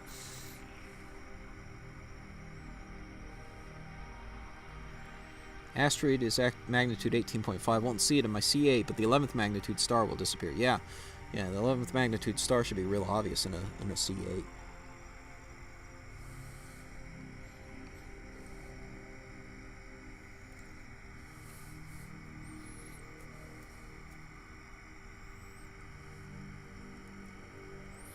Yeah, power to observe an exoplanet's atmosphere directly, but life directly, not something you're anticipating. Yeah, JWST, the interesting thing is there's the possibility it might be able to detect seasonal changes in an exoplanet's atmosphere. And I guess the real question hanging out there is whether it would detect any spectroscopic signatures or anything that would suggest a biosphere, changes over time due to a biosphere.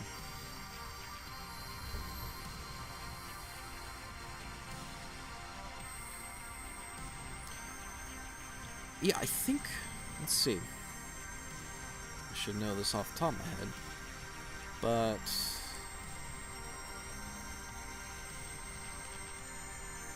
yeah, near-infrared spectrograph instrument. So it does have a near-infrared spectrograph. That's what I thought. Near spec. enables 100 simultaneous spectra in a microelectromechanical system called a microshutter array. Yeah, it's got a very fancy near-infrared spectrograph. So there will be some interesting data out of that. All right, little Musk, have a good one. Thanks for coming. God bless and good night.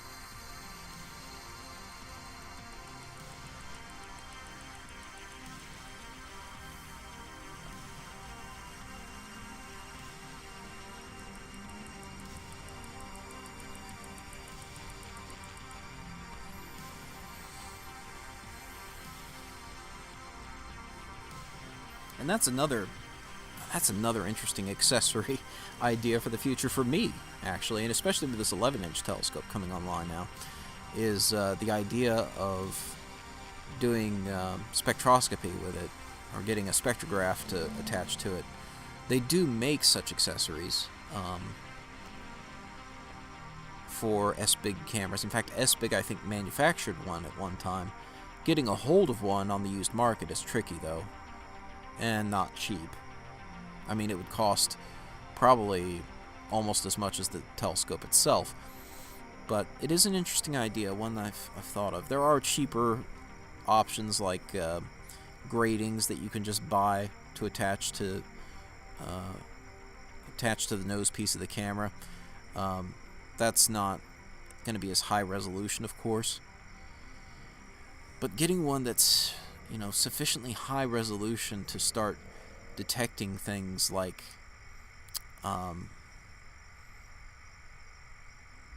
redshift in a star or something, I mean, that would be interesting. I would enjoy doing something like that at some point. Yeah, thank you, Dickens. I think it's going to be really cool to continue being able to see JWST from here on Earth with our own telescopes.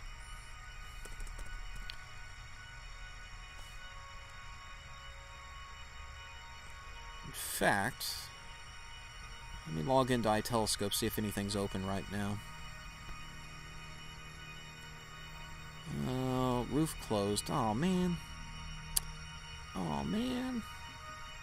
Yeah, all the roofs are closed. Looks like California might come online in a bit, though. Let me see how booked up they are. There's only one telescope in California on the iTelescope network right now available, but there's nothing currently booked. Oh. Well, it ought to be 8 p.m. there. It ought to be dark. What's going on there, guys? It's closed.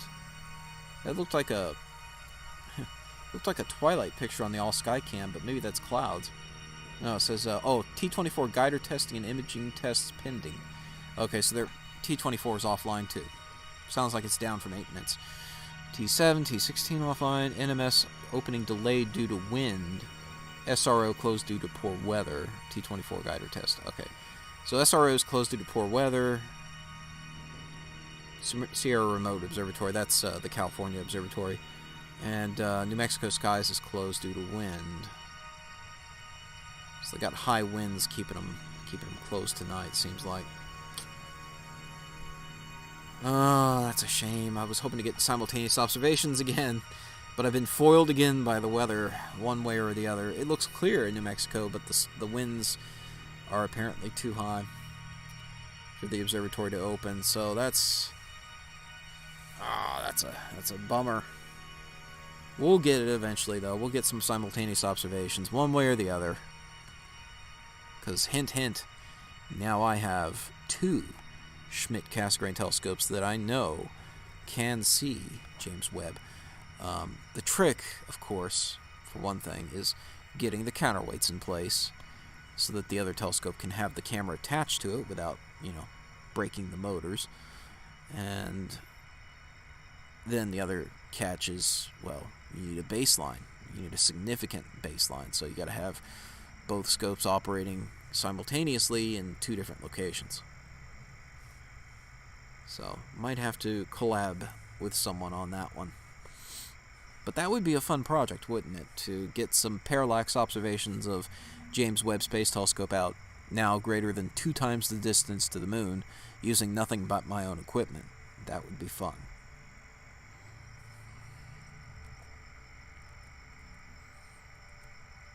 And a $2 sticker from High Plains Drifter. Cool. Thanks, man. Appreciate it. SBIG STI spectrograph is $800. Yeah, it's not too bad. I thought it was more. That's not too bad.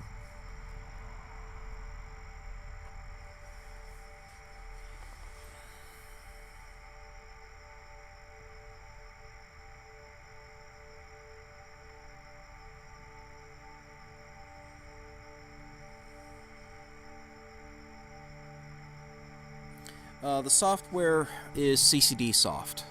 This is an older program, not available anymore, I don't think.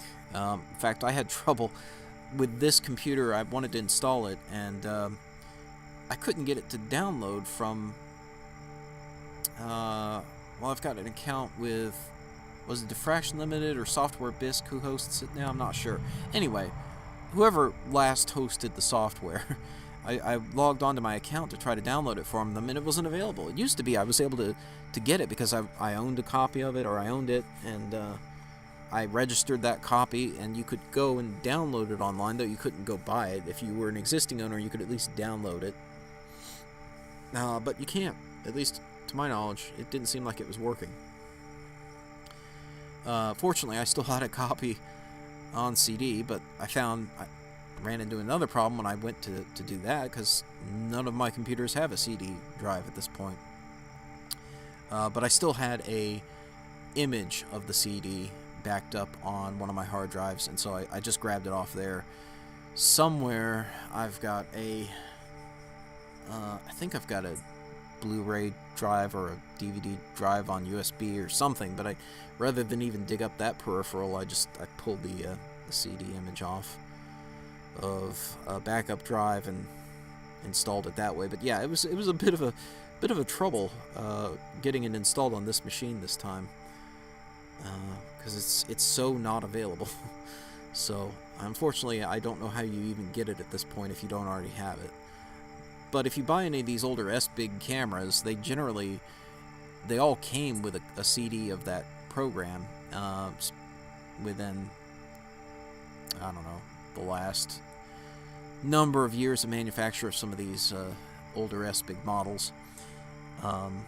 The really, really old ones, like the ST-7, may have even predated CCD Soft in some cases, but newer SBIG, slightly newer SBIGs in the early 2000s, like the ST-2000, had CCD Soft by default. So if you buy one of those cameras, you're going to get a CD, generally speaking, with CCD Soft on it. Don't lose that CD, I guess is what I'm saying. Is it the beer, or does JWST look like it's getting brighter? That's a good question. Well, I can check the... let's check the footage. Let's check the previous images. I'll take a quick look at those images on Deep Sky Stacker and see what the story is there. So we've now got 67 images, just over an hour's worth of light.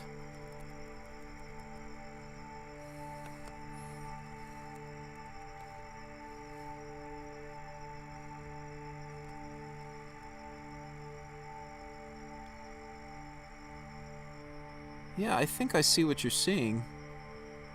What I don't know is if that's a real effect, or is that just because we're getting closer to the meridian? It is getting higher in the sky, so the whole thing is getting brighter because you're having less atmospheric attenuation. And what I don't know is if that's what's going on there, or is it getting brighter relative to the stars? That's a more complicated question. But what I can do, and what I will do, is I'm going to do a quick stack on this.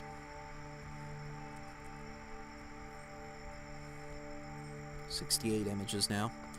I'm going to do a quick stack of the existing images and run my software on them to do the time-lapse. And we'll just take a quick look at the time-lapse and see what we see there.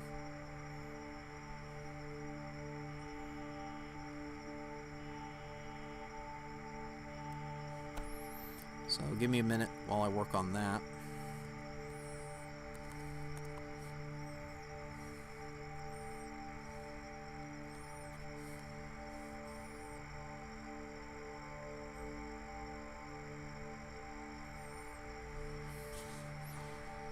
Oh yeah, hi, Plains Drifter. I think I remember somebody, maybe I guess it was you, saying something about that, using multiple mirrors and effectively increasing their use, bending light around our sun to image extrasolar planets. Yeah, I've seen various calls for some pretty out there designs, but definitely physically possible to use diffraction or gravitational lensing to be able to image exoplanets without having to actually build a telescope, say, the size of a planet or something like that. Hopefully one day NASA's able to act on some of those ideas and actually do that.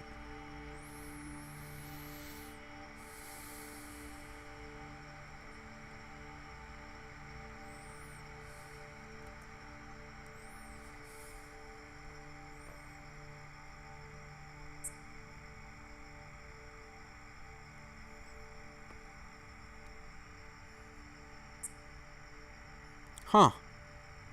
Well, I will say that yes, for whatever reason, looking at a max stack, JWST is getting brighter over time.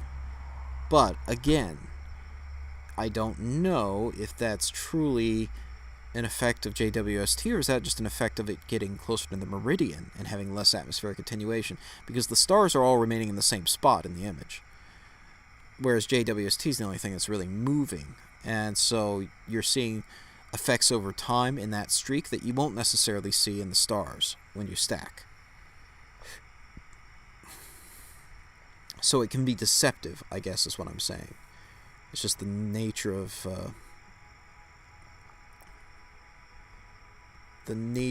that situation. But I have the frames, and I'm gonna take them into a separate directory to run the time-lapse program on them.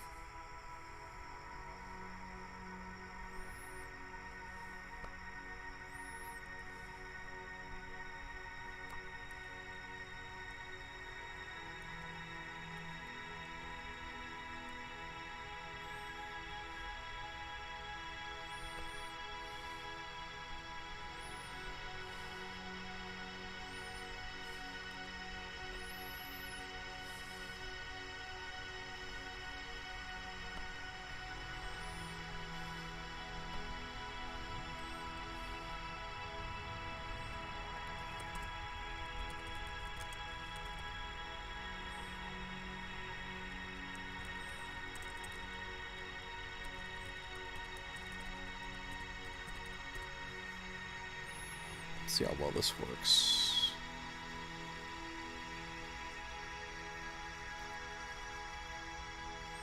Yeah, okay. It's gonna do that. It's gonna do that. Alright, fine. We'll fix that.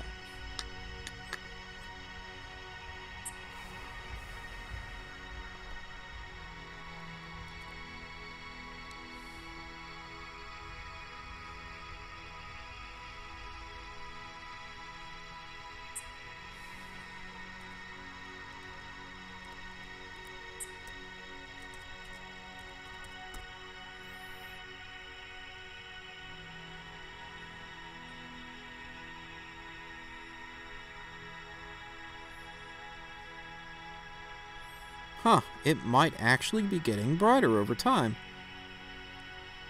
And I think the time-lapse video is going to bear that out. We will see momentarily.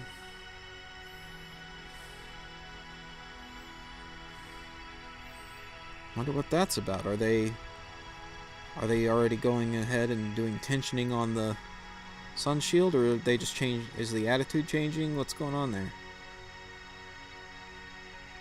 Don't know.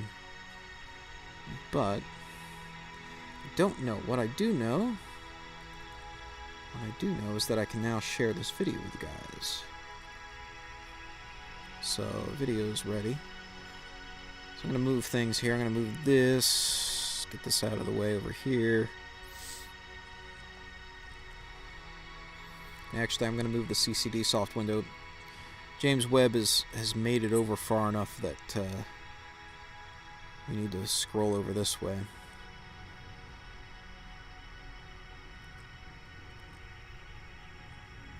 Give ourselves a little more room on that. Though I don't like not being able to see the auto guide window, so I'm going to shrink this. Okay, let's do this. Plane. Please don't fly through my field of view. Thank you. Appreciate it.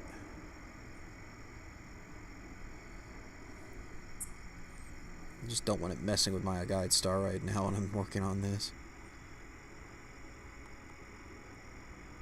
Okay. That's better. Oh, I say that's better, but actually it's worse. It's so much worse. No, it's not worse, but it's not what I wanted. I guess it doesn't matter. I'm gonna take up some screen real estate on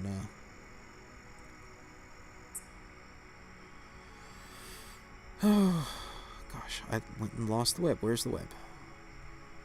Web, where are you? I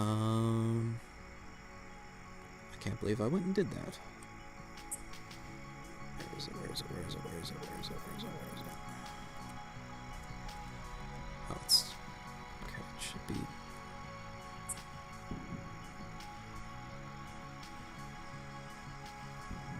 oh.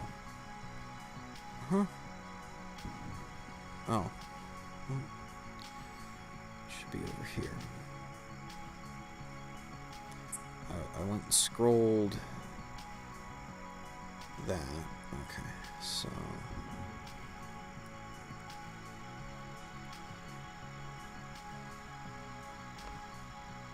I think it's there. Let's see. Yep, there it is. Right there. There's the one. Okay, now... now that I'm done fooling with all that, let's get the time-lapse video in here.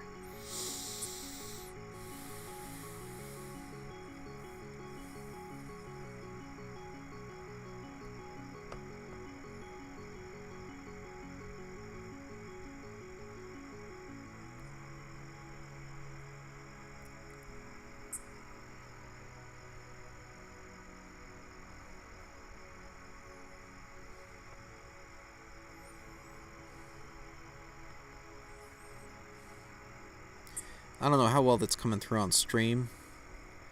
It's faint, but it's there. I wonder if I can put a filter on that. Should be able to. Let's do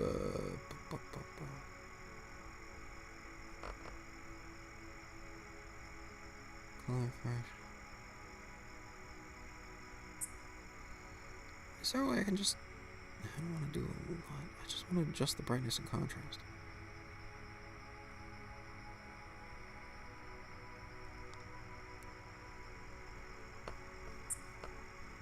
No. It's not the right thing.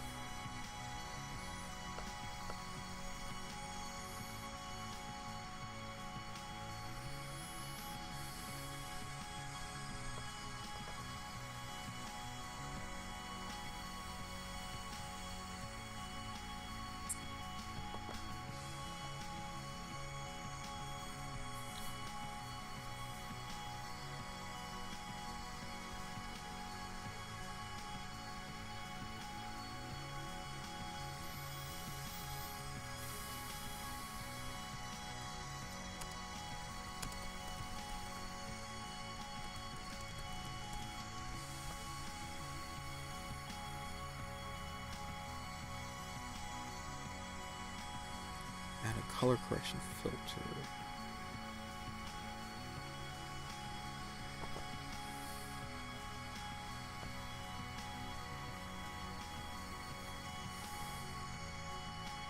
Filter reviews.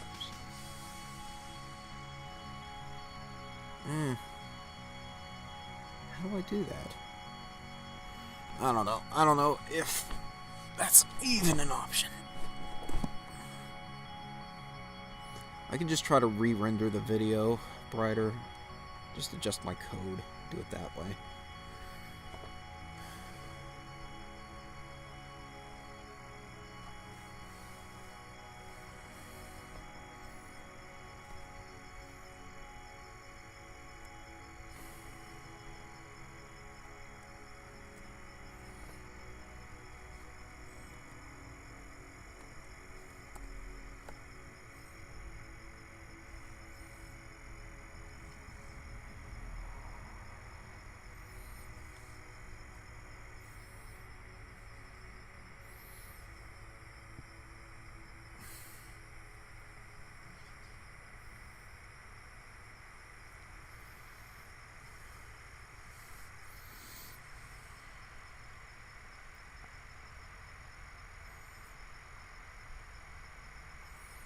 Okay.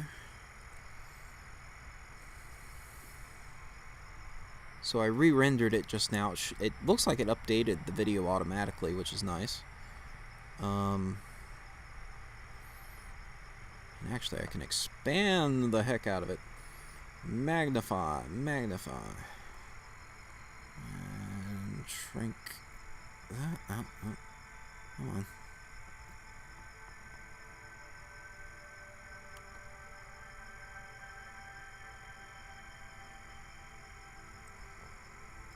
Okay. I can shrink this on the other side a bit. I guess it doesn't much matter, but...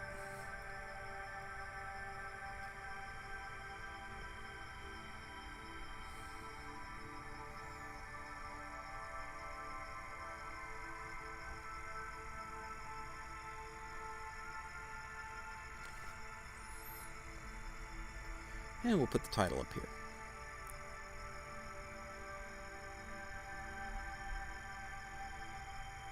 Live image on the right, previously recorded time-lapse on the left. So there we go. So you tell me, but I think you guys are right. I think it's getting brighter. For what reason, I do not know, but I'm looking at the other faint stars in the image. I'm not noticing them changing. I'm not noticing the other stars changing in brightness dramatically. But I am noticing James Webb from the first few images to the last few frames. Like, you look at that, it's steadily getting brighter.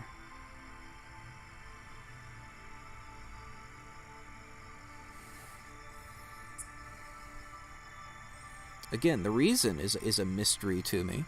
I don't know if maybe they're expanding the sun shield some more, or doing something, changing the attitude. It's becoming more face-on, something like that. Maybe the angle of the sun is just becoming more ideal to reflect more light.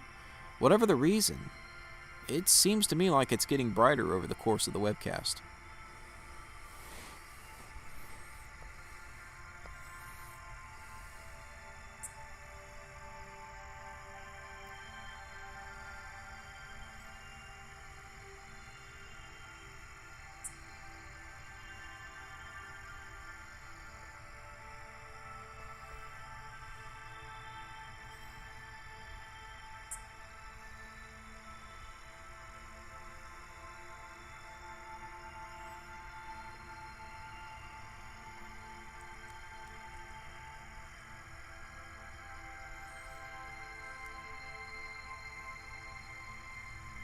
Yeah, I'm guessing that's probably the most likely explanation, Kaiser Cube.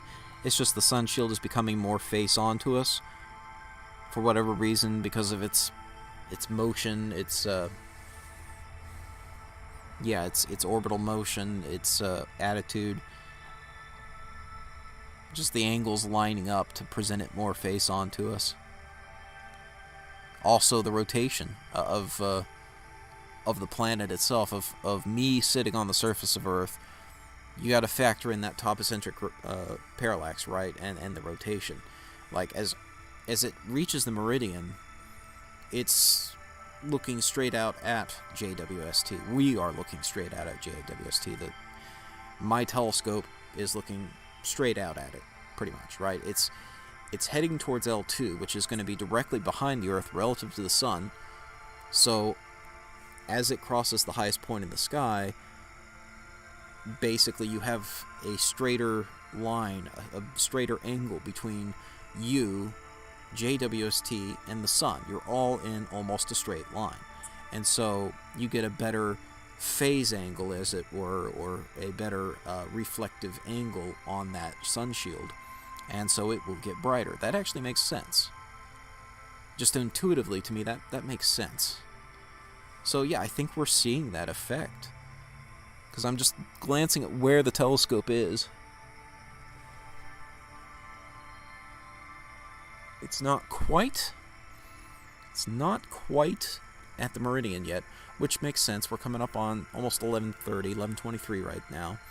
You know, around midnight. Of course, we're talking difference between local time and solar time, or time zones and solar time. All that's a little bit different, so it won't necessarily hit meridian at midnight exactly. But nevertheless, middle of the night, basically, it should be highest in the sky. So it makes sense. We're coming up on the meridian. It's getting brighter.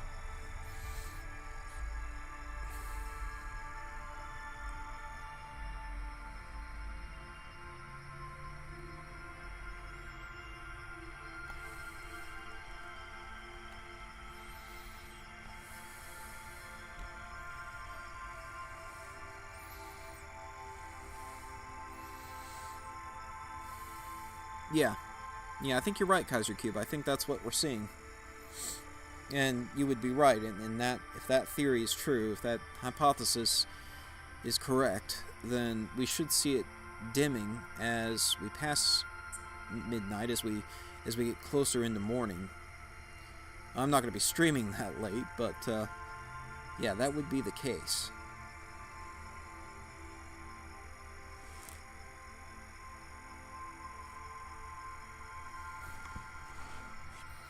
How long are the exposures? 1 minute. So you can see the bottom right, that's the camera control window. You can actually see the bar as it downloads a new image right now. Boom, there's the new image. So you can watch the current exposure time remaining at the bottom right.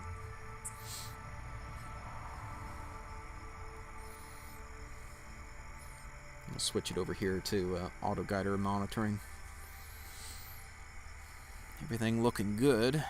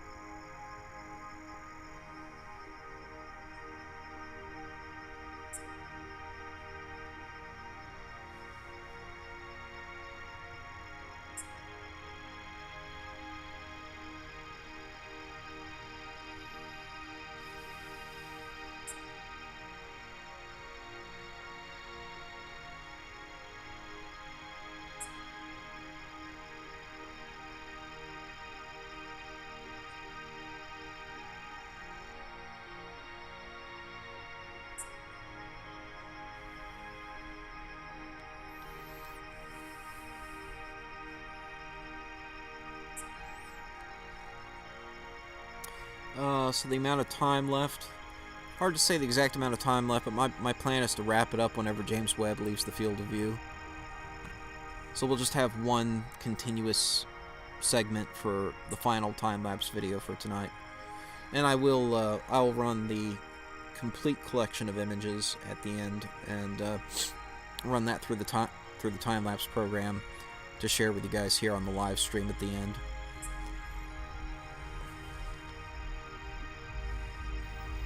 Probably take another 20-30 minutes at least, I would guess. We'll see.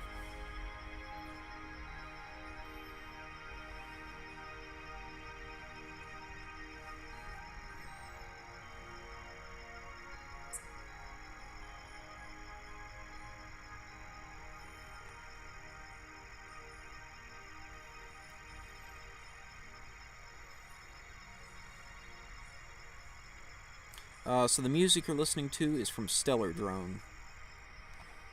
It's freely available.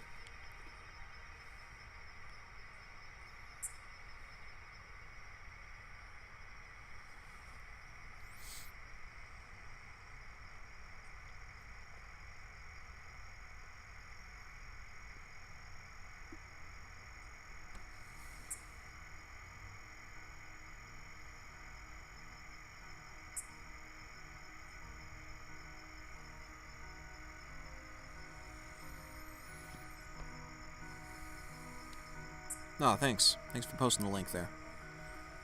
Cool.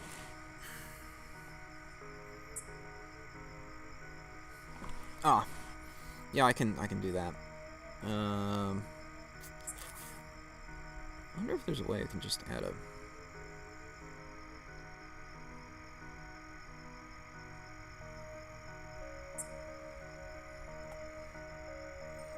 I want to make like an ASCII box or something. I don't know if this will... if this will work. I know. Yeah, we'll do it like that.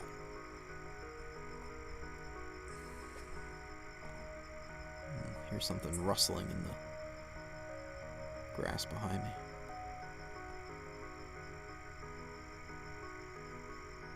There. Little carrots help you out. Just above the carrots, you can see the James Webb moving in the time-lapse. That should help.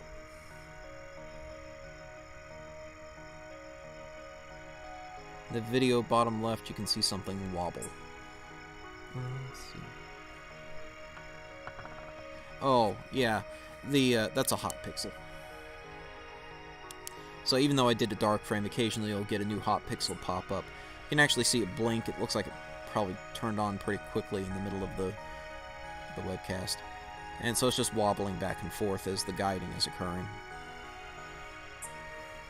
The images are stacked on the stars, and so they're aligned on the stars. Therefore, a hot pixel will not necessarily remain in the same spot in the image, because the image has been aligned on the stars.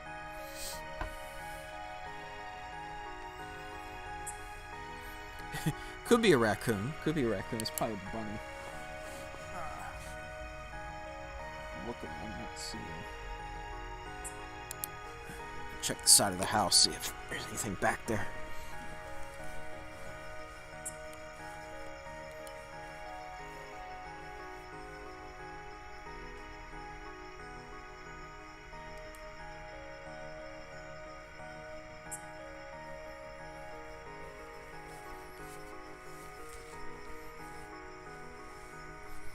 Yeah, not seeing any bunnies or anything.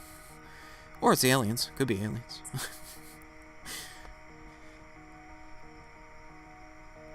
You never know. The truth is out there, though. Whatever it is. What telescope? This is an 8-inch Meade LX200 Schmidt Cassegrain. And the camera is an SBIG ST-2000XCM with an SBIG AO-7 Adaptive Optics unit.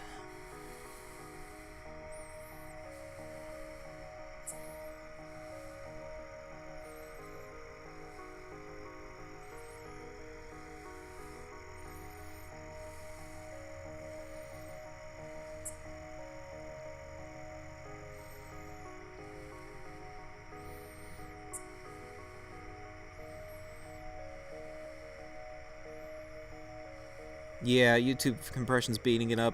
Sorry about that. Yeah, I should have guessed. We can try to fix that. I can try to blow this video up more.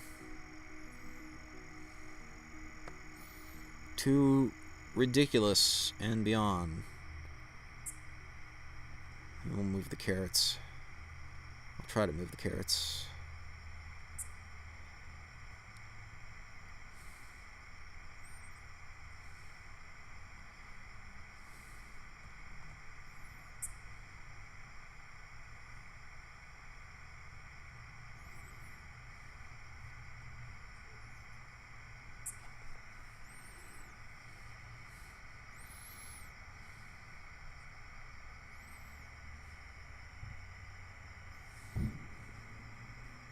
That should make it more obvious.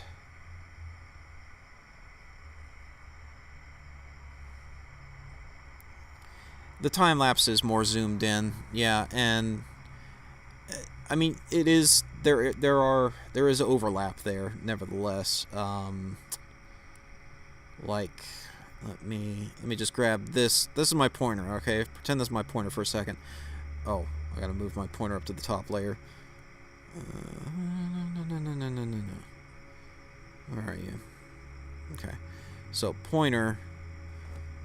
You see these two stars here? Okay. They're over here. These two, right here, are over here. So, you get the idea? It's now... James Webb's now clear over here in the actual live image. But... That's the correlation there. The time lapse is blown up more than the live image, as you can see, just to try to help make it more obvious for those watching the time lapse and hopefully getting past YouTube compression better.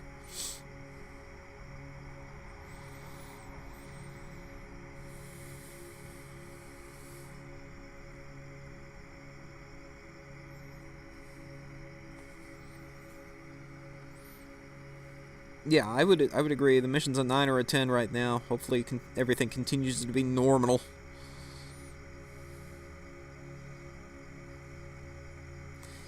Yeah, James Webb is heading away, and the motion is very much being affected by parallax from Earth's rotation. Also, it's getting brighter because it's approaching the meridian still, I think. Might be at the meridian right about now, or close to it. It's definitely closer, but maybe not quite there yet. But as it gets closer to the meridian, it's also getting brighter. The angle's getting better on the sun shield. So we're seeing more reflected sunlight. So I'd say, yeah, it's going well.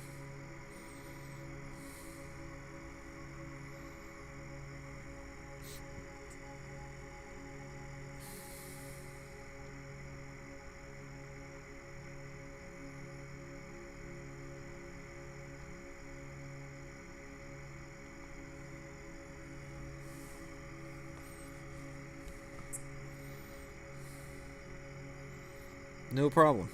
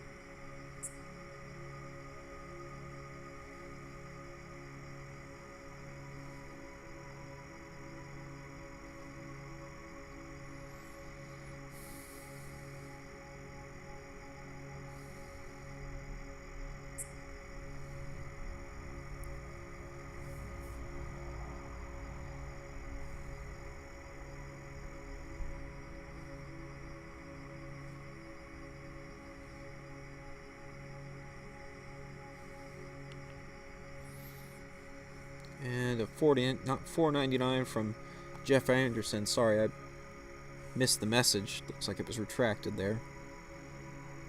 Thanks for the super chat.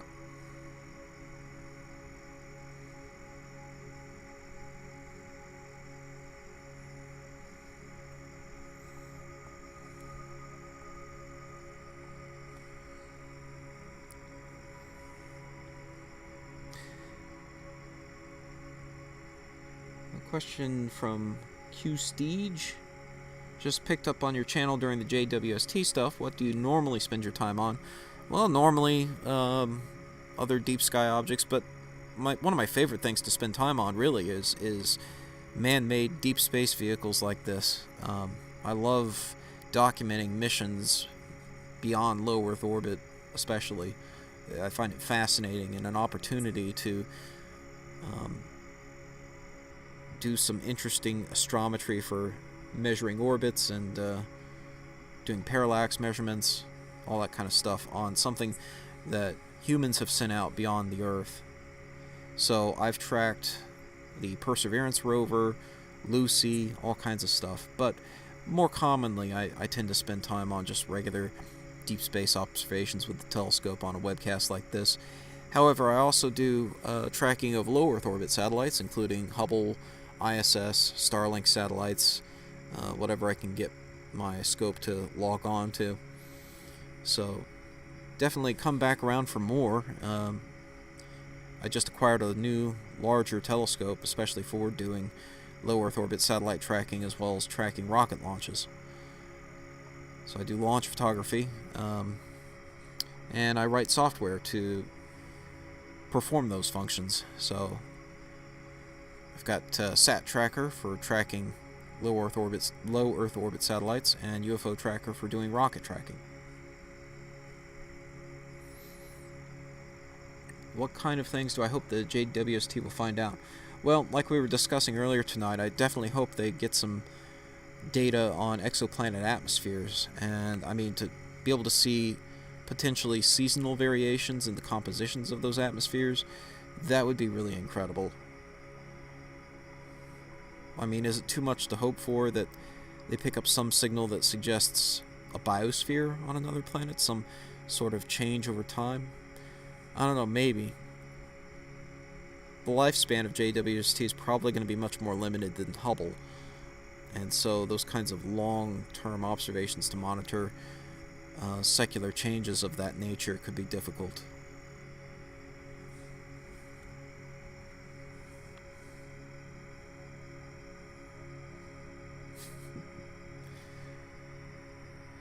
Well, we try to make things understandable here. I mean, I try to boil things down as much as possible, but I do get caught up in the technical language sometimes just because I guess I've learned it over time. I'm mostly self-taught when it comes to astronomy. But it is easy to get caught up in the jargon sometimes. Have I ever caught an ISS transit of the Sun or Moon? Yes. I've not had good luck with solar transits for some reason. In fact, I remember one day in particular, there was a solar transit visible from my house, and I set up in the driveway, and it was a beautiful sunny day, except for the one moment I needed that transit, and a cloud came right over the sun and blocked out my view moments before the transit.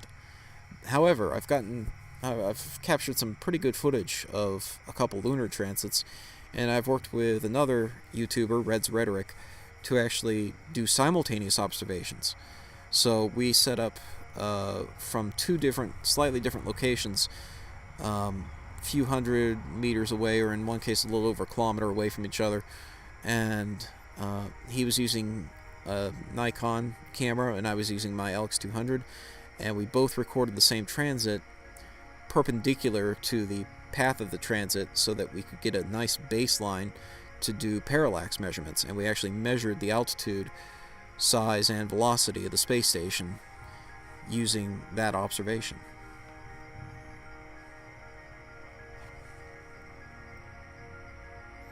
Yeah, I hope they find a way to extend the lifespan of JWST. I mean, I think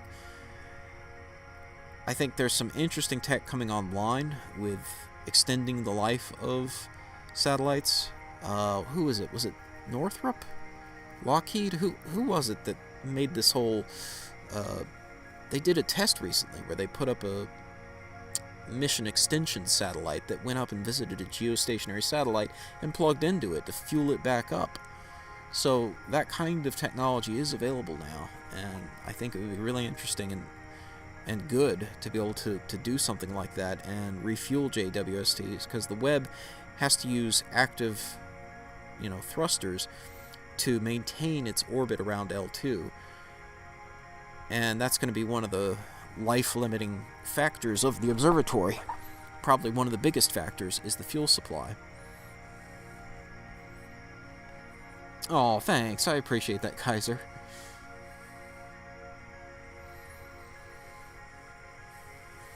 What angle is the telescope pointing? It's actually pointing about 60 degrees altitude thereabouts, roughly. What are we at now? We are 11:44 p.m. Eastern. It's going to be 4:44 Universal Time. So we're coming up on the meridian now. Yeah, we're just a little over 60 degrees, 61 degrees altitude. And the current coordinates at epoch of date are 6 hours, 19 minutes, 44 seconds, right ascension, and declination 0 degrees, 29 minutes, 45.6 seconds. Wait, what did I say? Gosh, I'm tired. 0 degrees, 29 minutes, 45.6 seconds. I don't know what I said last time. Is Sat Tracker software public? Yes, it's on my GitHub page, and any channel member also gets access to a compiled executable, so you don't have to go through the trouble of installing Python and all the dependencies like OpenCV, PyFM, and the others.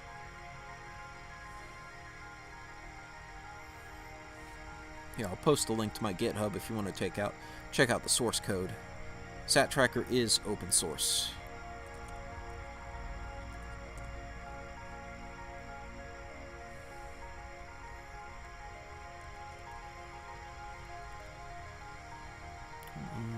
There we go.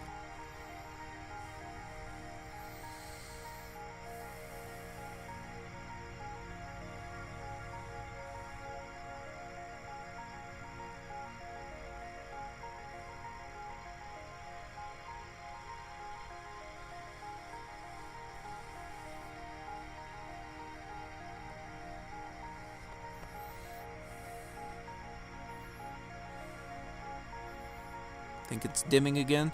Well, some of that might also be vignetting. You get a little bit of vignetting with the AO-7 on this camera, and some of that's probably just image-to-image variations there. It looks a little brighter in this frame than the last one. I don't know if that makes a difference, but yeah, we'll see how it looks with the final time-lapse. I'm also going to take flat fields to calibrate, and that will compensate for the vignetting. You hopefully won't see any vignetting in the final time-lapse because they'll be calibrated images.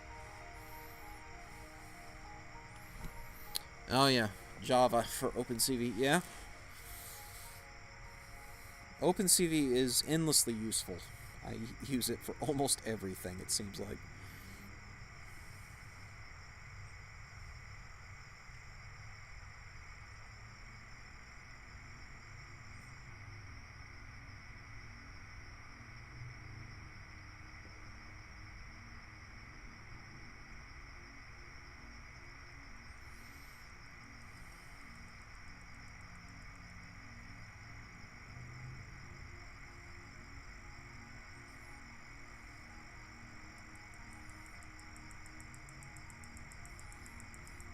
Yeah, shoot me an email, Andrews.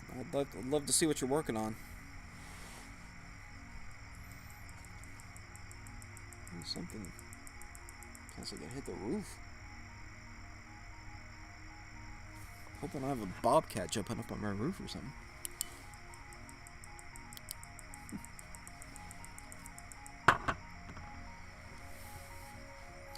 Yeah, I hope it's got enough for 15 to 20 at least. We'll see.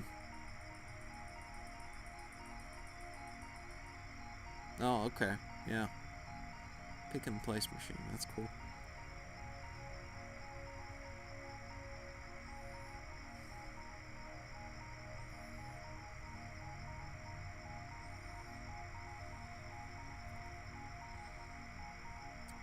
I should still be able to see it at L2. You can see I'm not having any trouble detecting it tonight, that's for sure. Now, we're only at 2 LD, or let's see what the current distance really is. Where's my Firefox?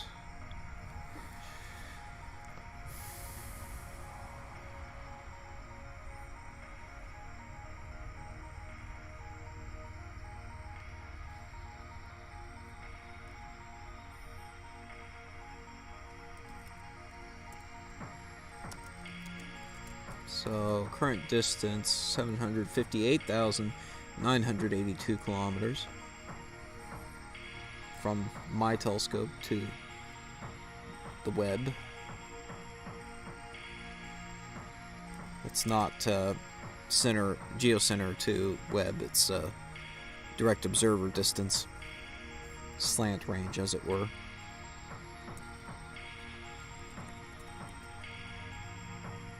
1.97 LD. So I think it's about halfway to L2 at this point.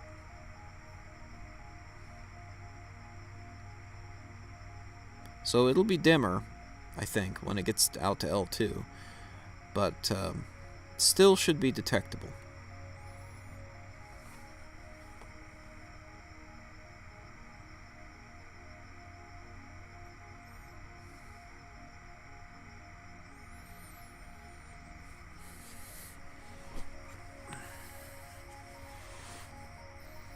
Yeah, have a good night. Thanks, Ernie.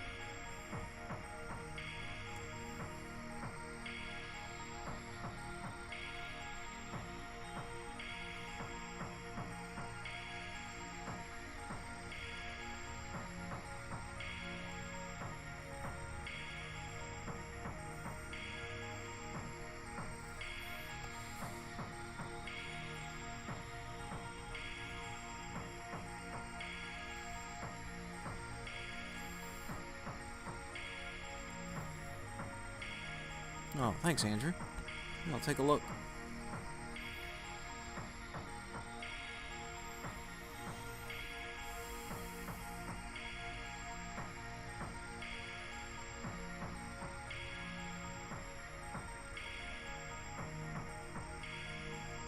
Oh, okay. Huh. Are those like LED diodes on around the corners of the camera?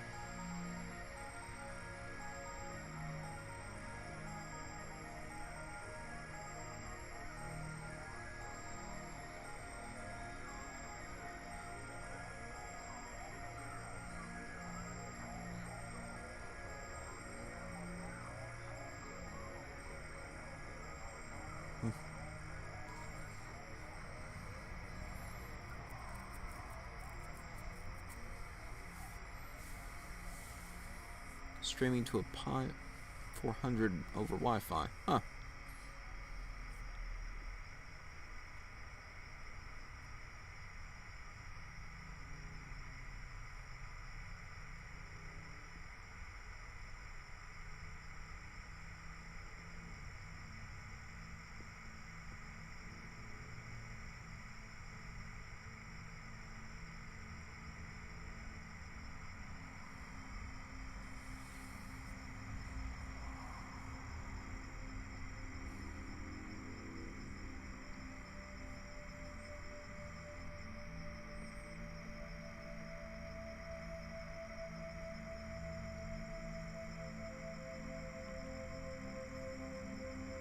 Oh yeah, RGB addressable. Yeah, cool. Ah, Dickens wonders how we're seeing James Webb moving sideways if it's going straight up. Well, for one thing, Earth. Earth is rotating, and the parallax induced by Earth's rotation directly affects how we see it moving relative to the background stars.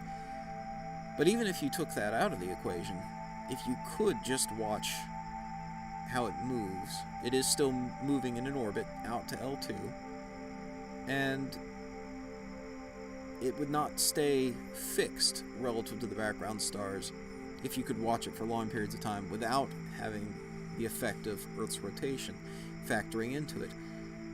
It would still be traveling in an orbit around L2, and it would still be traveling, even once it gets out to L2, it would be traveling in that orbit around L2, and it would be traveling with Earth as Earth orbits around the Sun. So you would not have a fixed set of background stars behind it over time.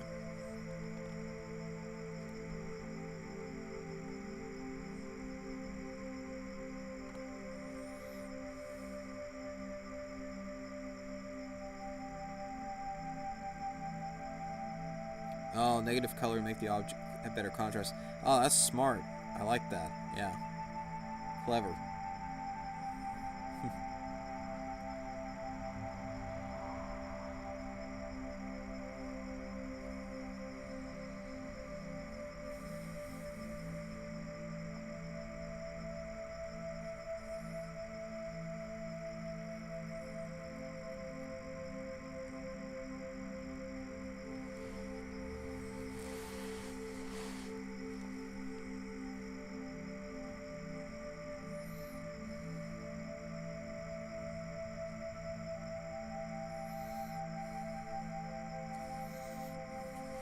At least now it's far enough from Earth that even with the parallax is producing the appearance of fairly straight line motion, so it's more intuitive, I think, to most people, even if it is seemingly counterintuitive that it's moving left to right.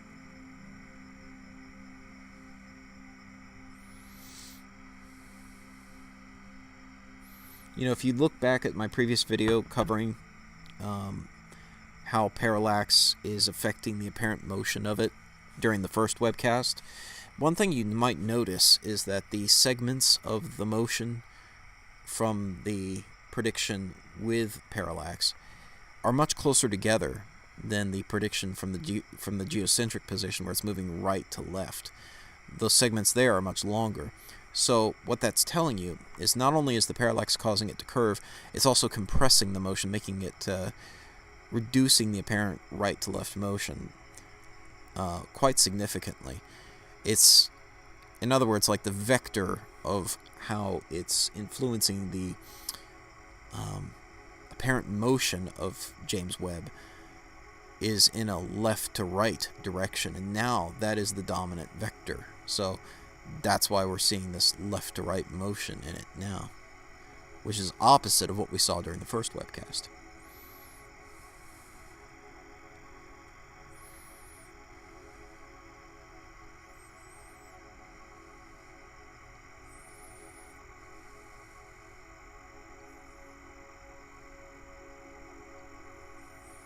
Have I ever seen a UFO with a telescope? Well, only in the sense that there was some object flying that was unidentified, I guess. I don't think it was aliens, but I did see something certainly unexpected during an eclipse webcast, a solar eclipse, years ago. Something occurred right before the eclipse where I saw something moving in front of the sun. This shape that appeared to be shifting in shape as it moved across the sun in the sky. And it even appeared to be trailing something, perhaps.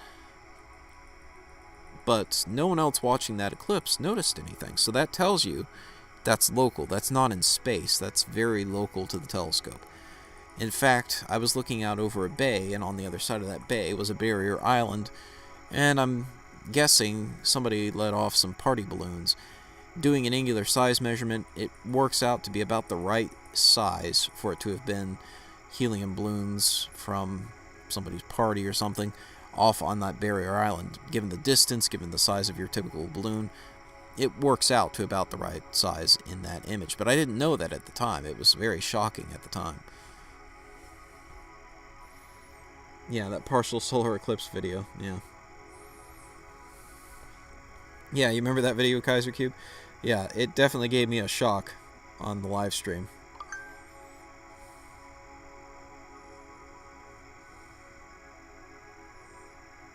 Oh, that looks nice. Wow. That's cool. Wow.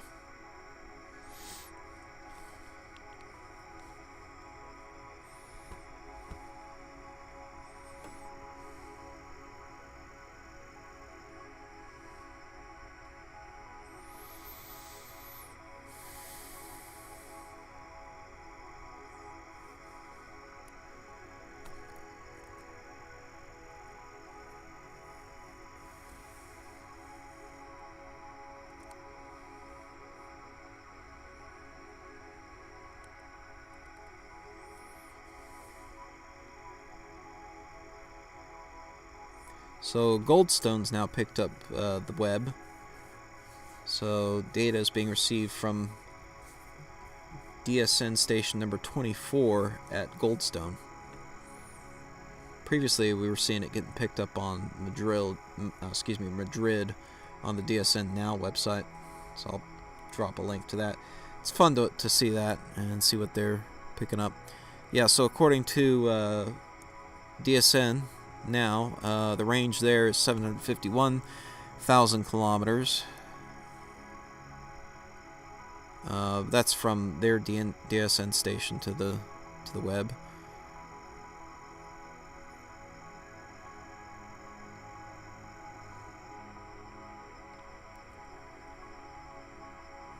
Let's see. Up signal is at 16 kilobits per second.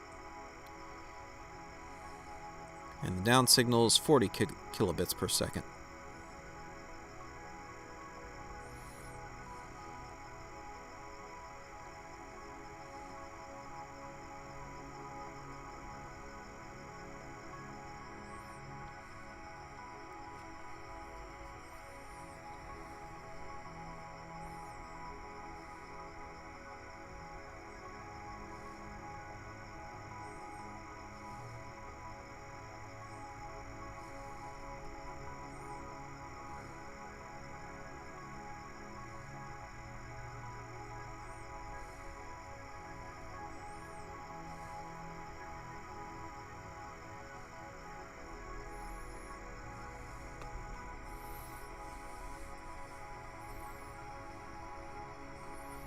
Oh, Tony. Oh, good. So you're picking it up on your EV scope, even in San Francisco.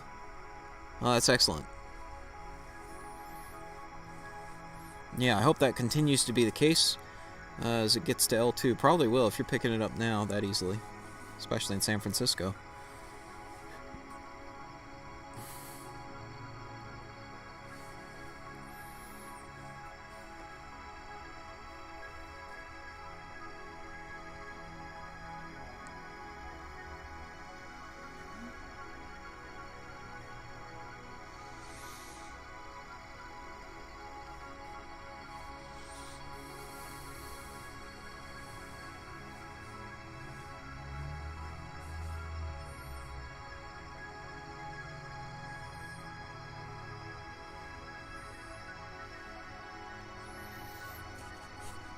Yeah, the sky's been clear the last week or so, pretty much. We had some early, like, fog or at least low-level clouds last night, and it was supposed to get cloudier later into the night too. We had a dense fog advisory by the early morning hours again. The other issue last night was the extreme amount of fireworks going off for New Year's actually created a very significant haze through my entire neighborhood. it was almost like the fog itself, but it was actually artificial. It was, you could smell it all over the place. It was just a constant barrage of fireworks.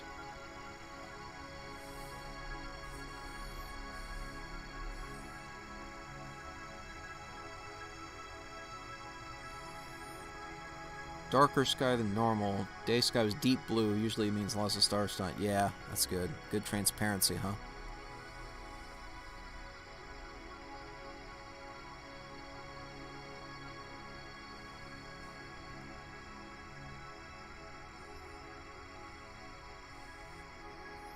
It's pretty crystal clear tonight. For me as well.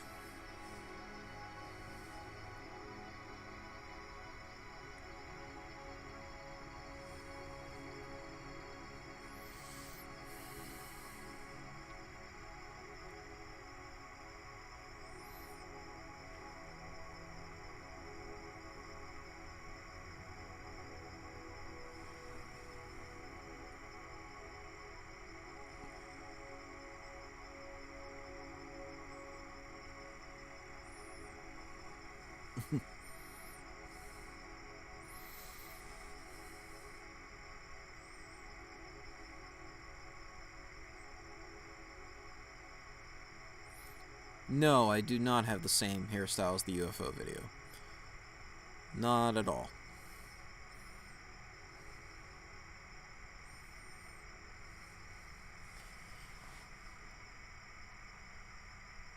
Heck, I don't even have the same hairstyle I did right before COVID. I sort of just let it grow too much. I've become accustomed to making fewer trips to the barber since the onset of COVID.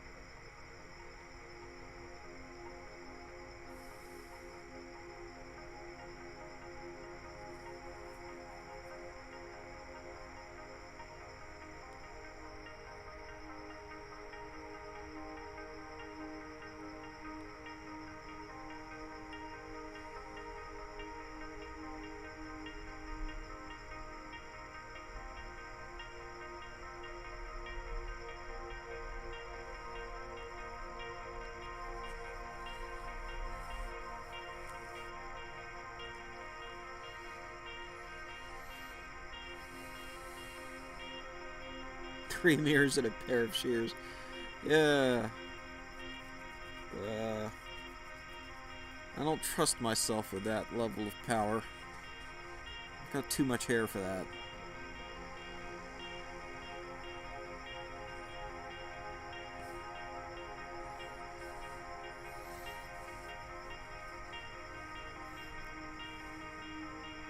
Yeah, I don't trust myself with a self-administered haircut. My hands aren't steady enough for that.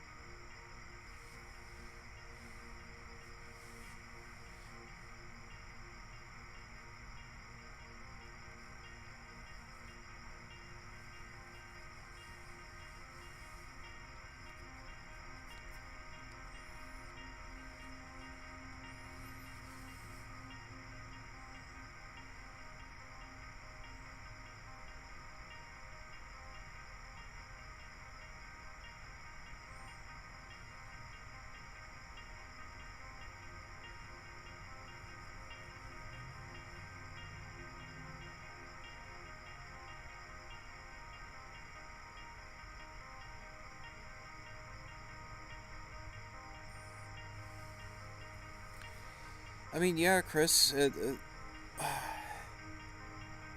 thing about them reviving like an old hoax that many years ago is that unfortunately a lot of the information from back then is hard to find now. It's just buried under the new information.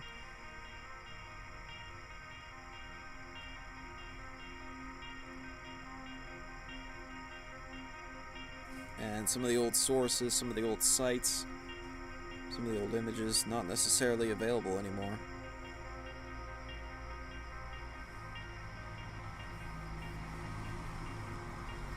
So certain individuals will tend to weave a tale, and their followers and subscribers will just believe them. But it's really nothing but their word to go on, or maybe a redacted and chopped up segments of clips from the original hoax video. But the advantage of astronomy, the nice thing about astronomy, is anyone can double check.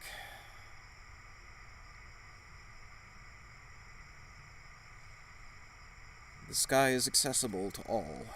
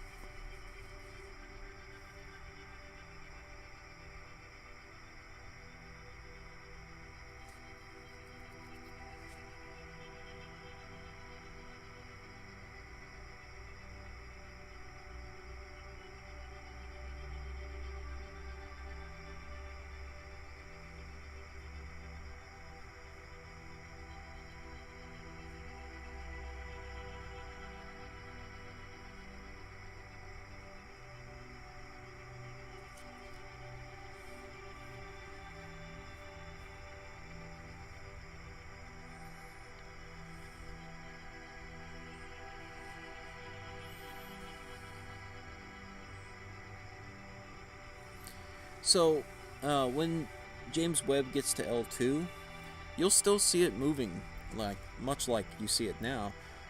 For one thing, it'll be orbiting around L2, but more importantly, you'll still have the same topocentric parallax from Earth's rotation. It'll be about twice as far as it is right now, but it'll still be close enough that parallax will produce this kind of motion.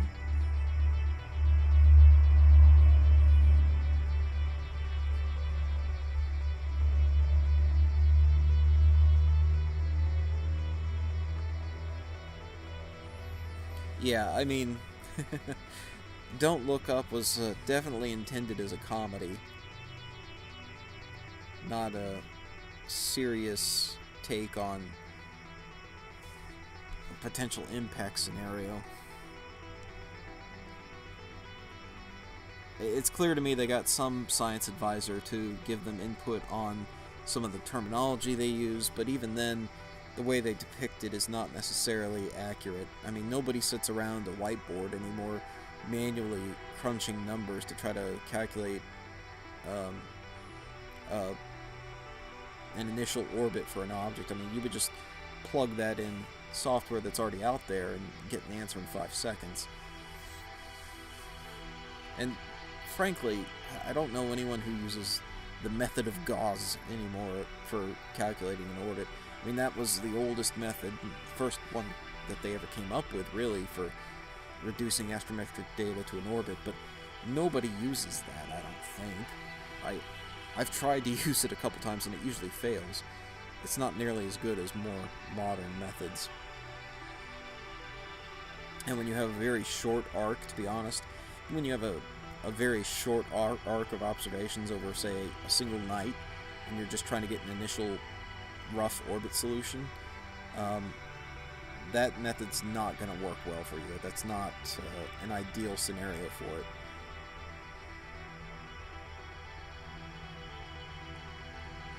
But hey, it sounds sciencey, and somebody who's not a specialist in orbital dynamics would probably throw that out there as an off-the-top-of-their-head suggestion for the terminology. Yeah, it's a funny movie, but I kept screaming, plug it into Find Orb. Exactly! Exactly! That's what was going through my head, too, in that scene. It irks me a little bit from the angle of a lot of people probably watch this movie and with no other understanding of the field. They come away, even if they're aware that, hey, this is fiction and it's a comedy, it's not even serious, they probably still think, well, there's some element of truth there in the level of difficulty it takes to try to figure out what the orbit is. Like, it must truly be that hard. I mean, not really. When you have Find Orb out there, anyone can plug in the astrometric data and get the answer. For the James Webb, for example, my video showing the rough orbit determination on that, I did a real simple and not altogether super fine accuracy, but real simple, easy astrometric measurements on over 200 images that I took from the first webcast. I just sat there on my laptop with a little program I wrote to automatically lock on to the brightest pixel in the streak, and honestly, it's not even the right way to do it. I should be locking on to the center of mass of a thresholded contour of the streak, but it doesn't matter. Just a dumb, simple little program I put together to measure the astrometry on it, and I just sat there clicking on the streak in each picture, one after the other after the other. Got done with it in probably 15 minutes, 10 minutes, maybe even less than that. Just clicking through the images real quick. Dumped that into Find Orb. Boom. Had my answer. Had my rough orbit determination. And if I filtered out a few of the bad observations where the sort of the centroid location or the brightest pixel location was a little off, if I filtered out, 10% of the worst fitting observations, the RMS error on it was less than an arcsecond. I mean, it wasn't brilliant, but it was good enough. It was definitely good enough for the video.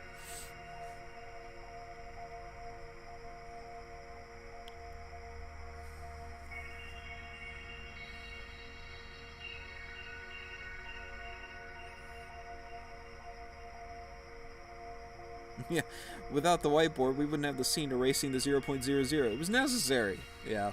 It was definitely done for dramatic effect. I get that. I totally get that. The public perception of it, I think, reinforces the myth that this is something they could hide. That this is something that you have to be a professional astronomer to have any hope of determining for yourself,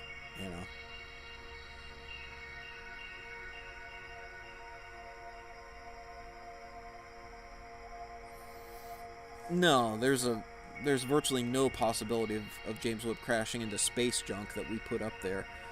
There's very few satellites orbiting L2. ESA's Gaia satellite, for one, and they know where that is. And the space there available is huge. So there's very, very few satellites even available to bump into if you wanted to.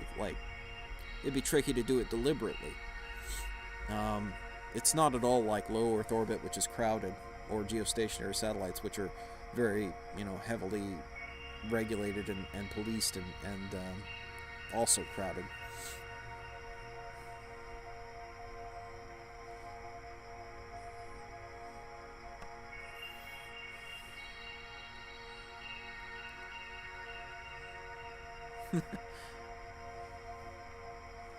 Yeah, I mean, brute forcing is always an option. Sometimes it's the fastest option. rather than spending the time it takes to come up with the elegant solution.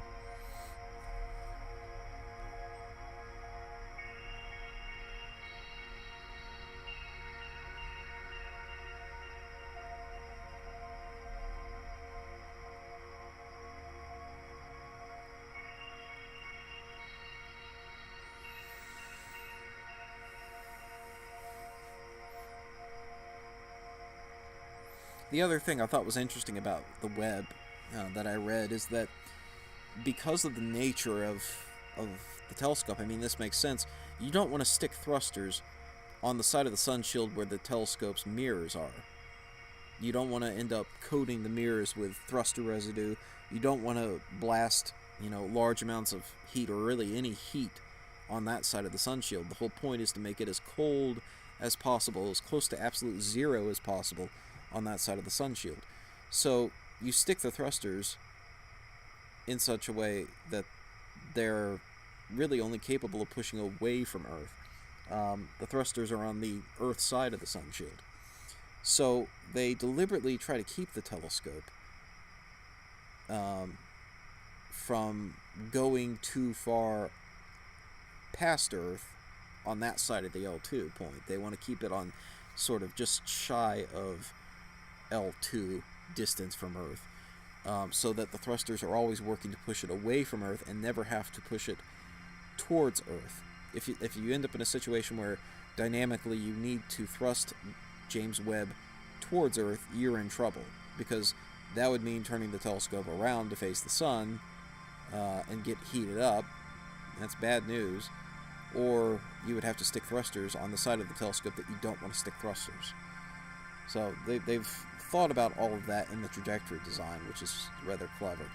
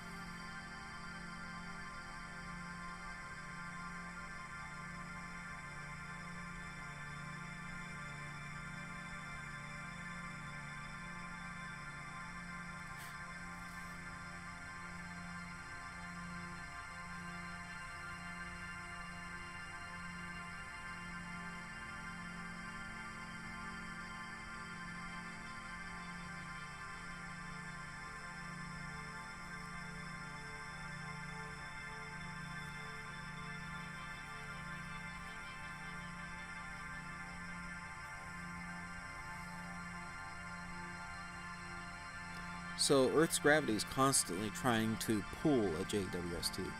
So essentially, Earth's gravity is constantly slowing it down. The velocity is gradually decreasing relative to Earth, and that's why it's slowing down day to day. It'll have almost no velocity left by the time it reaches L2.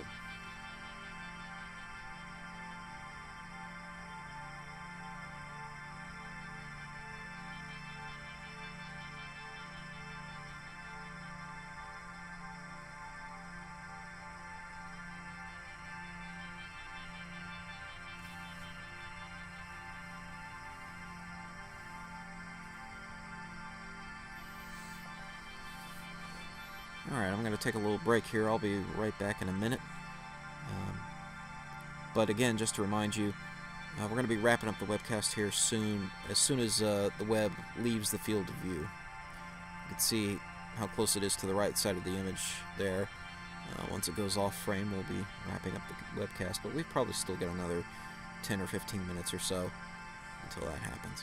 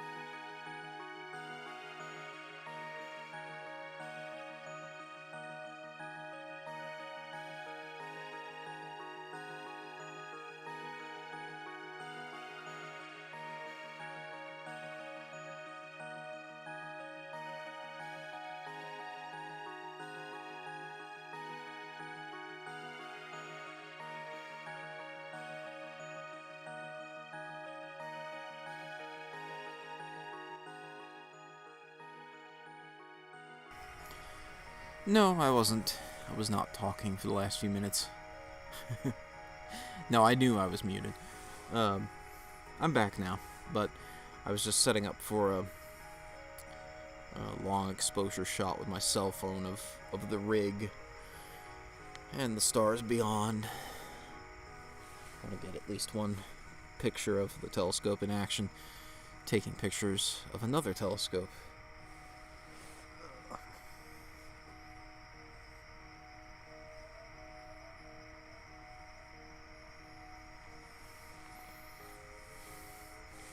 Had one shot going and then realized it didn't actually have quite all of Orion in it, or at least didn't have Betelgeuse. And I wanted more than just Orion's belt in there. I wanted to get, kind of the iconic shot of the Hunter in the frame. So I repositioned and tried again.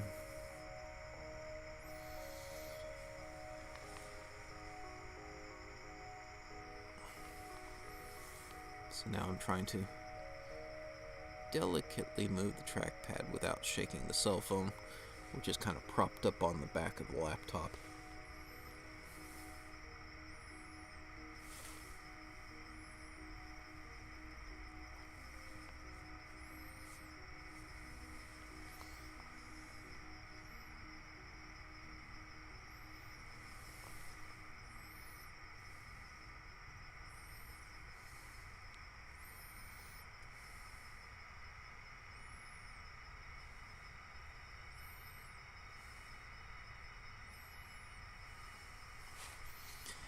So in just a few minutes, looks like the Webb will be exiting the field of view.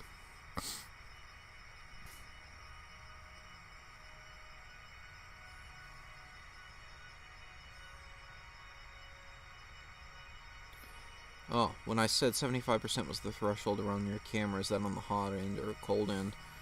Well, that's just in terms of, I believe that's just reading the amount of load on the thermoelectric cooler. I guess you'd say that's the cold end of the train, of the thermal system. You got the cooler and the fan dumping as much heat as it can overboard, but really it's just, just in terms of the electric load on the thermoelectric cooler part. And that's just I guess, sort of a personal rule of thumb, not necessarily, I don't know what the manual says. I guess I should know what the manual says, but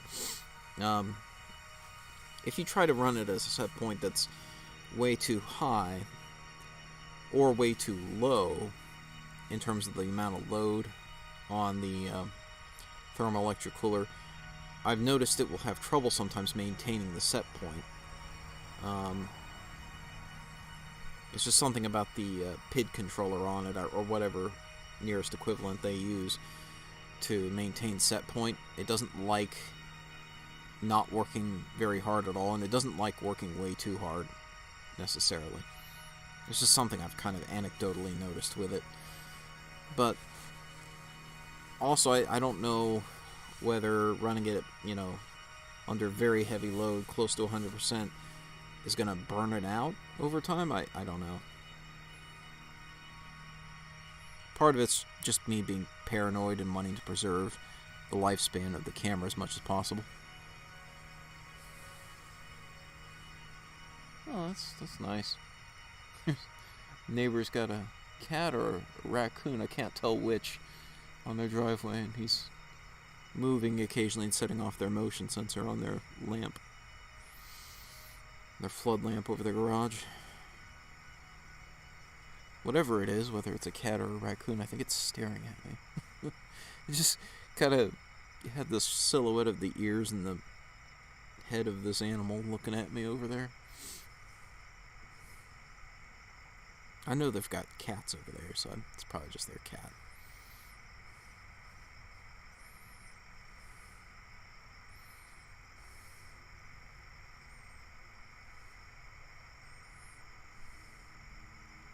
Yeah, it's just a matter of I didn't want it running close to max load.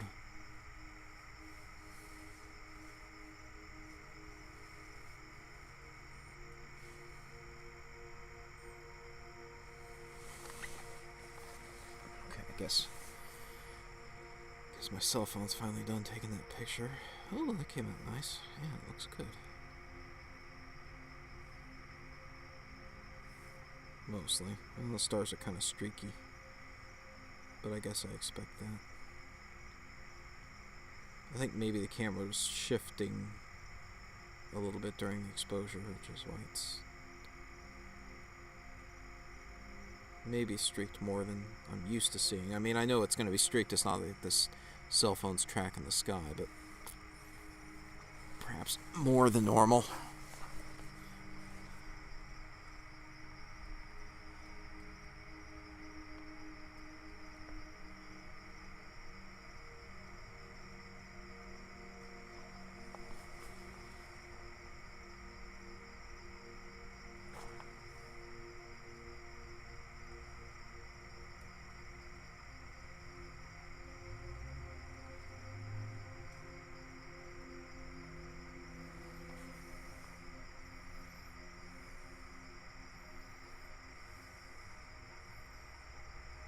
Ah! Keeps wanting to slip. Stop. Stay still.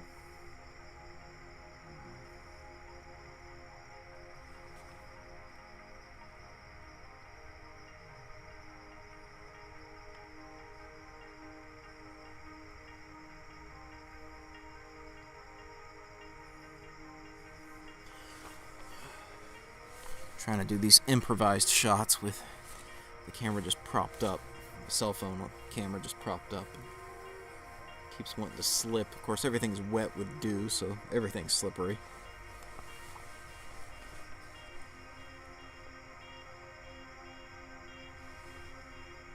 Yeah, that shot got ruined.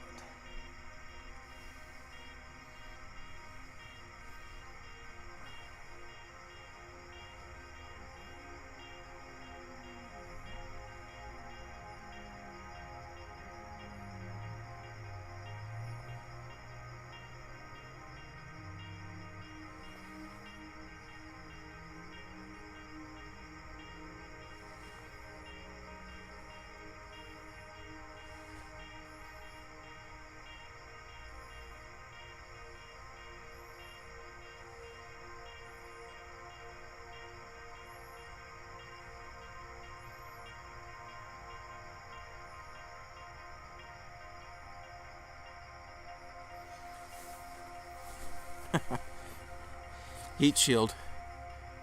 What makes you think I'm not already carrying pepper spray on my hip? I come prepared. We got wildlife out here and not just raccoons.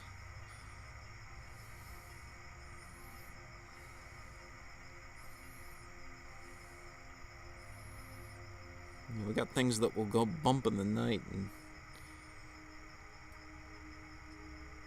I mean, literally, we've got bobcats around here and stuff, and I don't want to have to, hurt a creature like that, but if it gets too close, or especially if it's like even a raccoon, if it's a rabbit especially or something, then you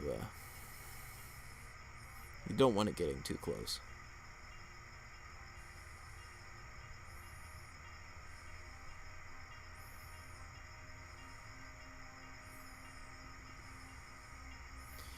Yes, I've been outdoors the whole time I've been doing this live stream, pretty much, except for that little break just now. I took a little break to get a drink inside, but yeah, pretty much I've been outside the whole time. It's nice. I can sit back in my chair while the camera does the work and watch the stars. Don't forget your average Florida man. Yeah, I mean, I'm at home and neighborhood's pretty quiet, but you never know. You could get a wild Florida man wandering by.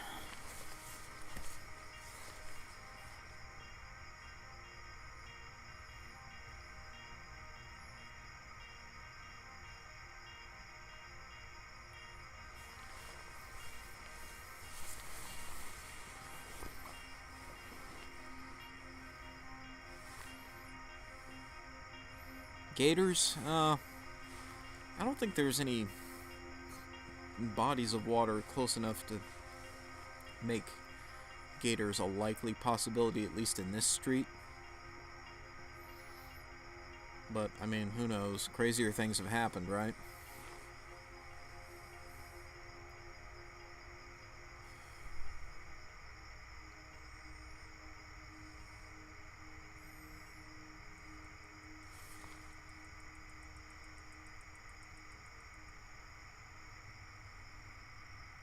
Florida man versus Florida man.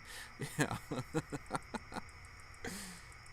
No, but you fully expect a story out of, you fully expect to see out of Florida some headline about, Florida man with telescope confronted by Florida man who thinks Earth is flat. It's the kind of thing that happens around here.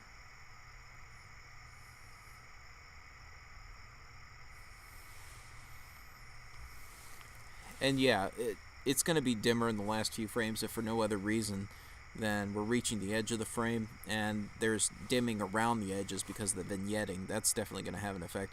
But we're also past meridian at this point, so it will dim over time from that as well. Oh, thanks, Eric.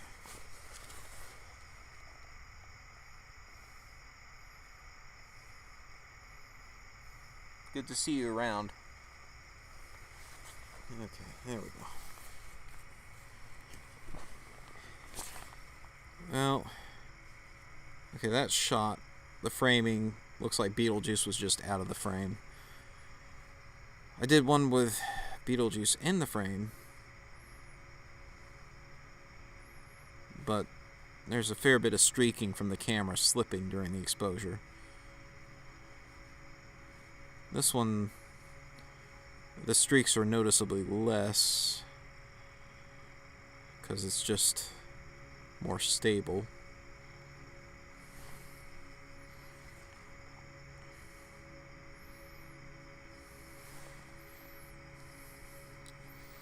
I think it's a better shot anyway.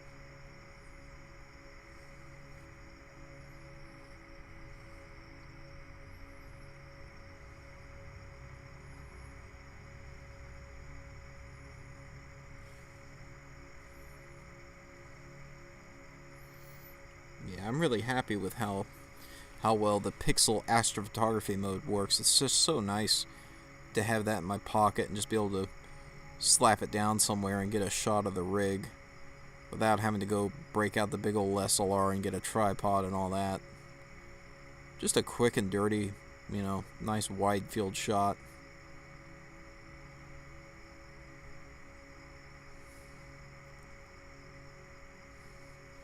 Let me see if I can pull it up on stream.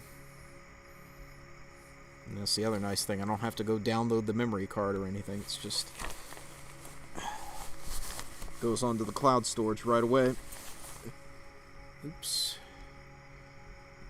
Okay. Trackpad's getting awful wet from the dew. I'm sure that's good for it, right? No problems there. Nothing bad ever happened when electronics got wet.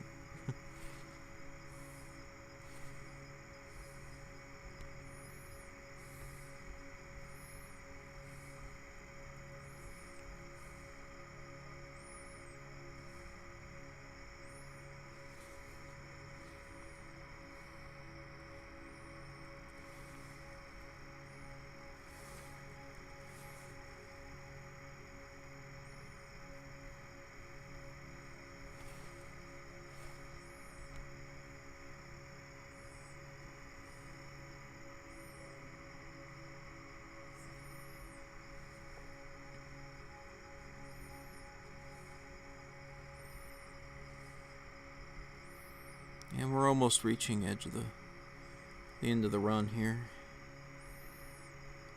Let's see.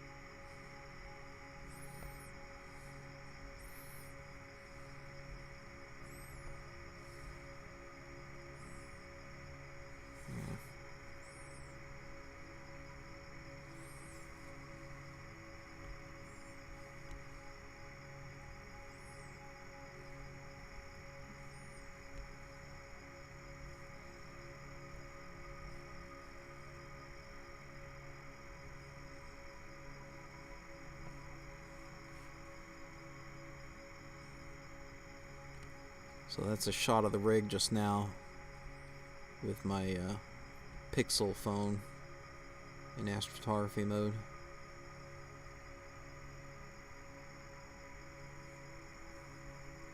That's not too shabby, right?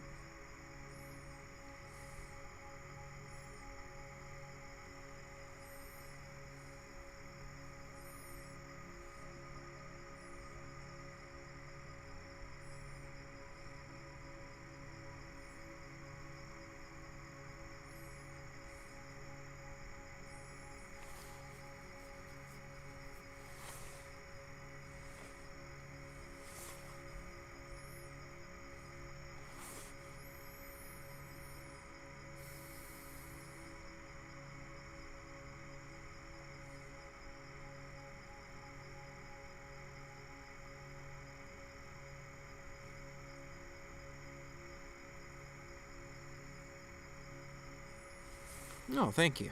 Yeah, I think that came out pretty good.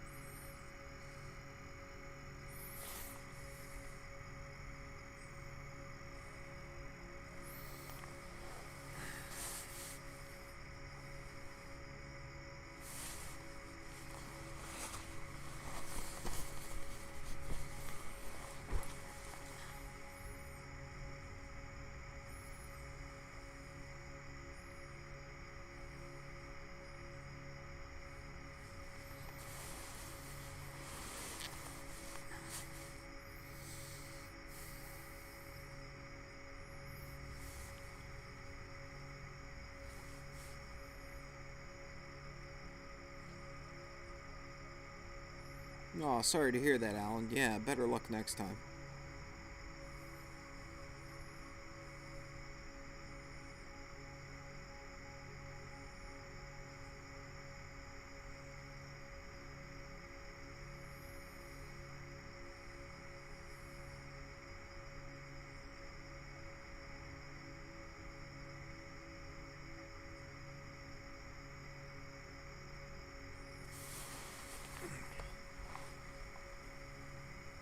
Is it difficult to put up and take down? Is the telescope heavy?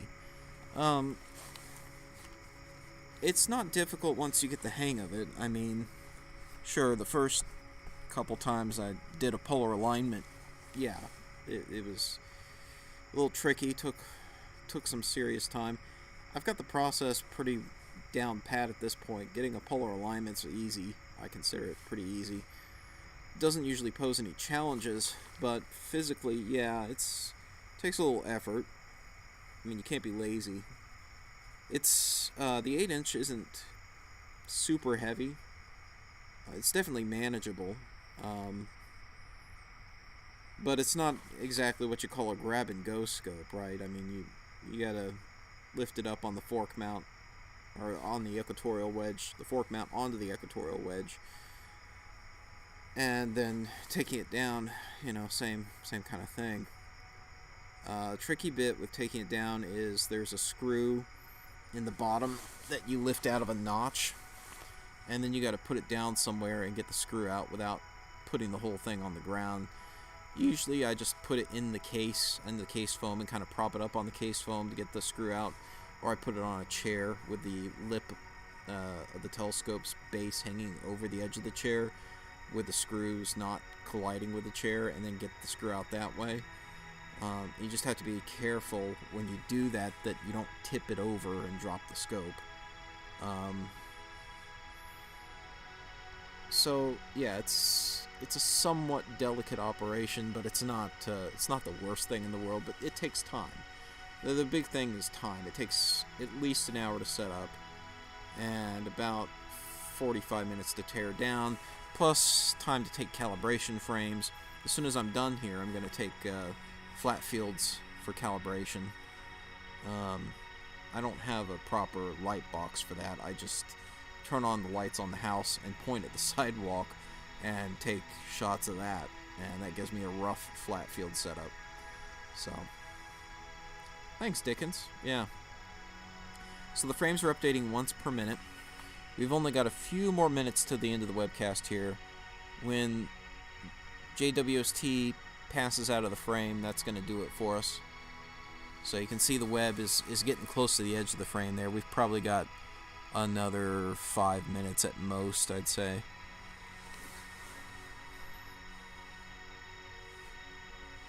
But yeah, no, I think I think I have to start thinking in terms of, well, the 8-inch really wasn't so hard to set up, nor was it so hard to take down. The 11-inch is going to take more physical effort, obviously. Putting it on the tripod in altitude azimuth configuration isn't so bad, but it's always more difficult to put any given scope on a wedge. It's a lot easier to put the 8-inch scope altitude azimuth. That's easy. It's no big deal. Excuse me, no big deal. Getting it on the wedge means rotating it in midair up to the wedge, and it's a pretty, significant angle here in Florida at 28 degrees latitude. So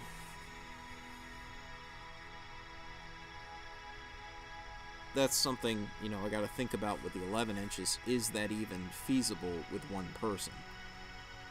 I mean, that starts to be a two-man job almost. What constellation is it currently in? Tony Dunn, you could answer that better than I can off the top of my head. Where's my phone? What did I do with my phone? There's my phone. Let's see. Where's my Sky Safari?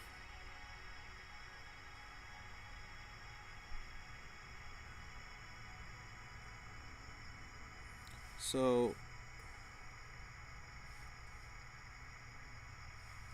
right now we're still in Orion. So yeah, we're still in the constellation Orion.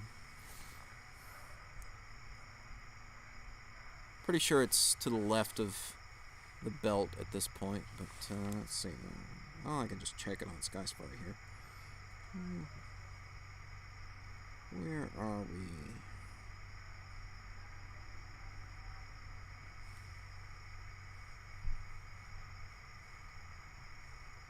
Yeah, we're pretty well to the left of the belt, left of Betelgeuse.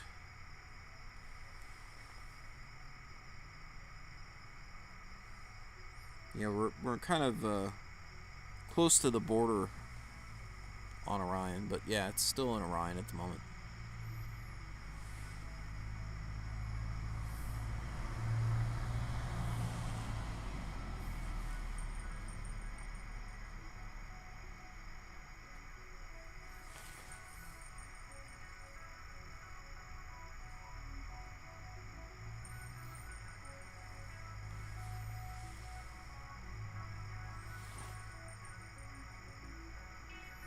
Time for a permanent install with roof opening. I mean, that would be nice, wouldn't it, to get a nice permanent observatory going?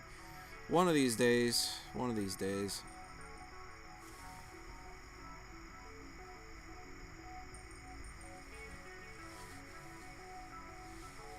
It would definitely make...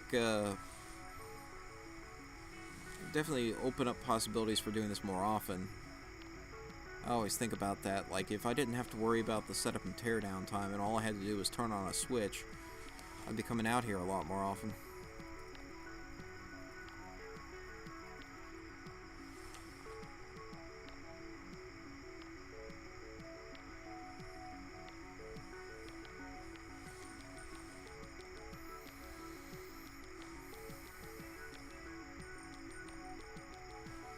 So as soon as it's done here, as soon as it leaves the field of view, we'll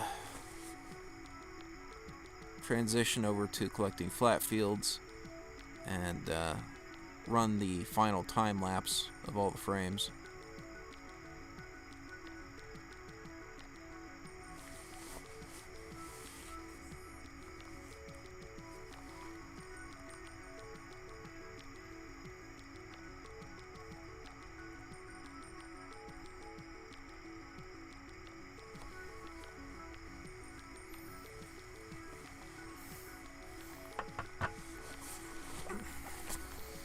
But I'll also do a separate upload, hopefully tomorrow, of the time-lapse of frames from tonight's webcast, fully calibrated, all that good stuff.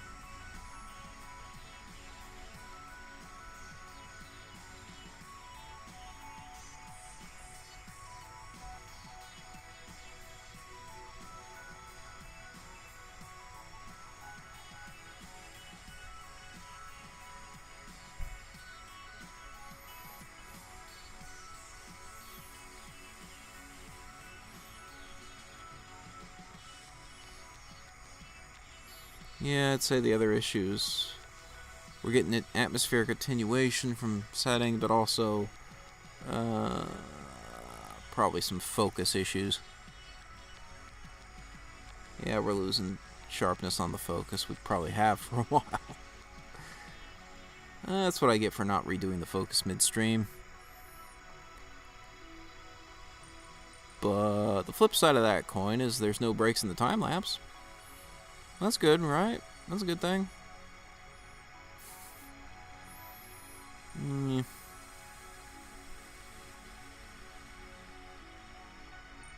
Yeah, focus was a lot better to start with.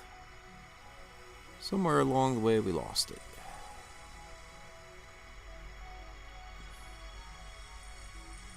We'll see how it looks with the time lapse. Maybe it won't much matter.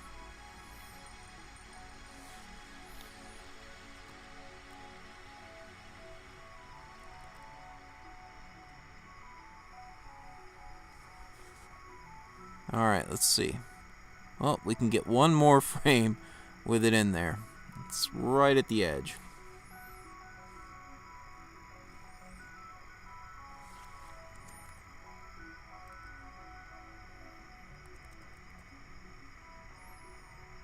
Yeah, it uses the guide star to correct for atmospheric distortion and any tracking issues.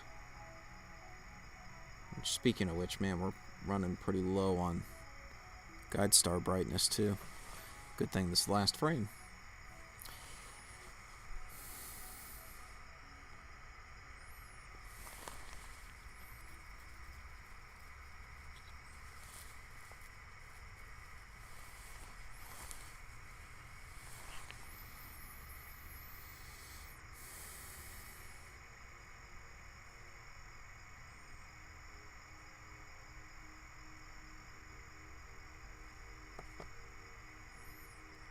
I'm going to remove the carrots for now. Oh, that's truly the last frame there.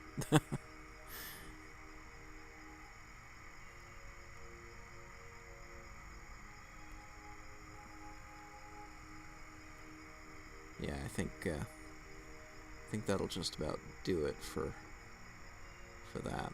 We'll collect this frame and then stop the image acquisition. Move on to taking flat fields and render the final time lapse.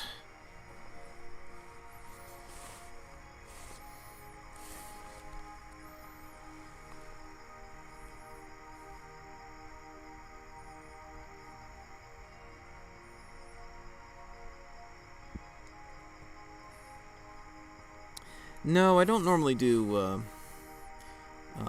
meteor shower webcasts. You're not going to see it through the telescope, and I don't have an all-sky camera yet. yet. It's one of those wish list items, maybe one day, but got other priorities. Okay. That'll do it for that. Okay, stop the image acquisition. Alright, so what I'm going to do now, I'm going to turn that off, turn that off, turn that off, and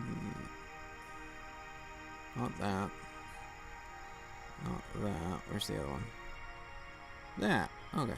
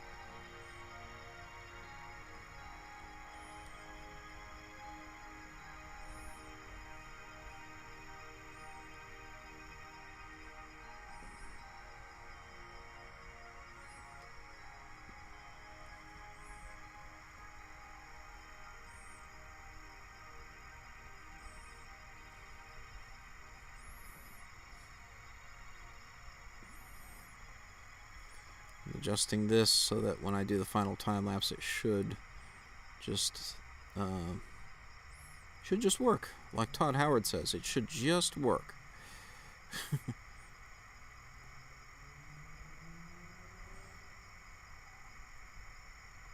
Shrink that back down so that it fits.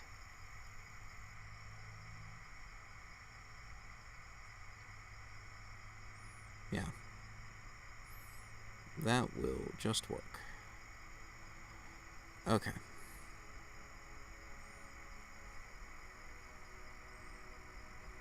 Now, I'm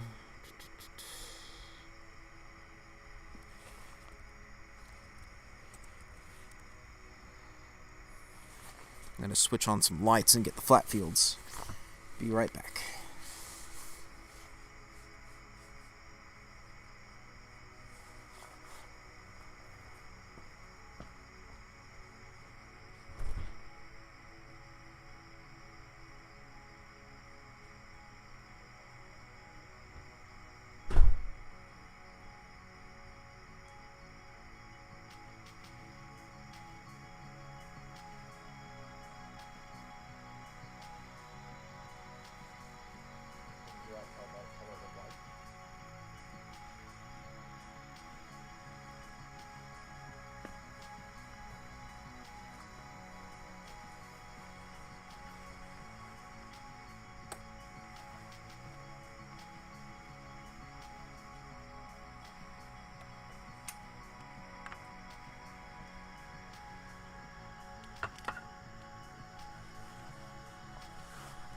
I've discovered another reason that things were dimming. Despite running the dew heater at 80% capacity, it was about 50% dewed up on the corrector plate.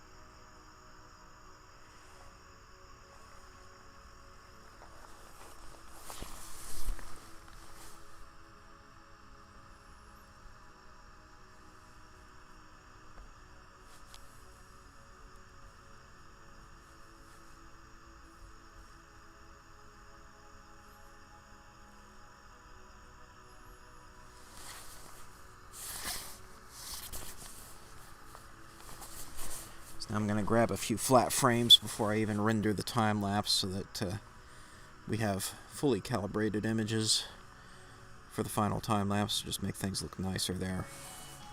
So if you stick with me for another minute here, we'll get that done. And I'll update the time lapse loop that's playing here. And it'll be a complete time lapse of the whole webcast. So that'll be nice. Yeah, it's unfortunate that the dew really started kicking in there. But at least we know now, like, that was definitely contributing to gradual dimming over time towards the end. But you'll notice that, like, the faintest stars will start to go away in the time lapse, partly because of the dew forming on the front corrector plate. The dew tonight is just incredible. Like, there's just huge water drops on all over the top of the telescope I'm seeing now as I have the lights on. Ooh, that's not good.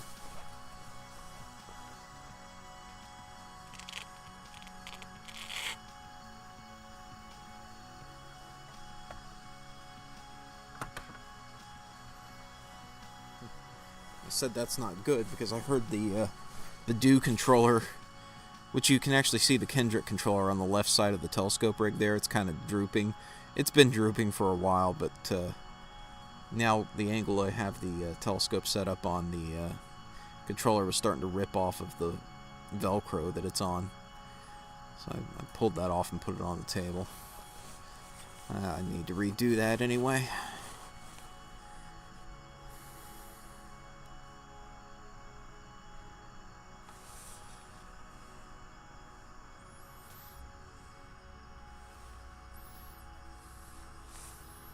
I'm going to continue taking a few more flat frames here and then do a final stack of those images and take the registered and calibrated frames, pop that into the time-lapse software, and render out the final video.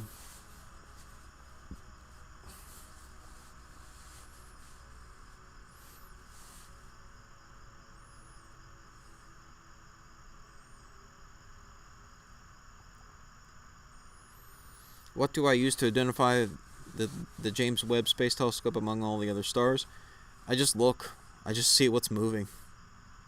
And you can tell based on how it's moving too, but yeah.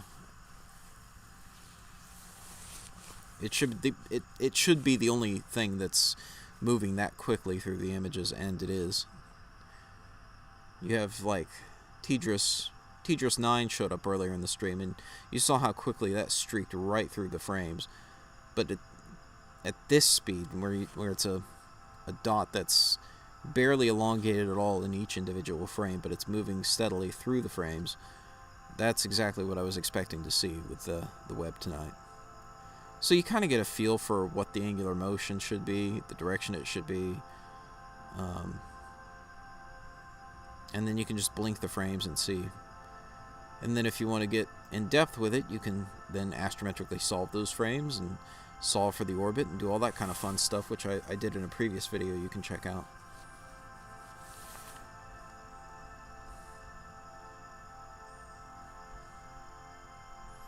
Okay, so that should be enough flat fields. Let me pop those in Deep Sky Stacker.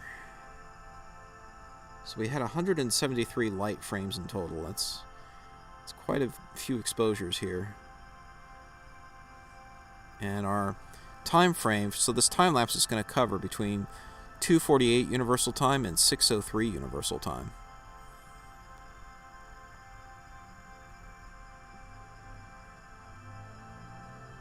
So yeah, 3 hours 15 minutes, basically.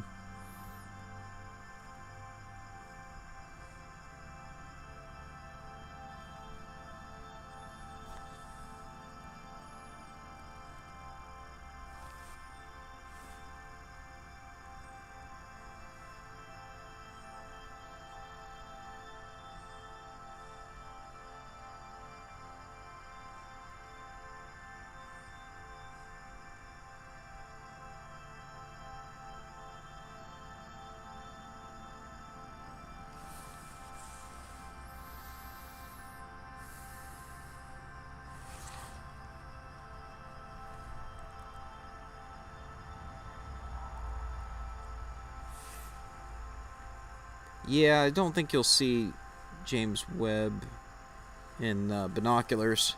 Yeah, I did 60-second exposures, and that worked for me.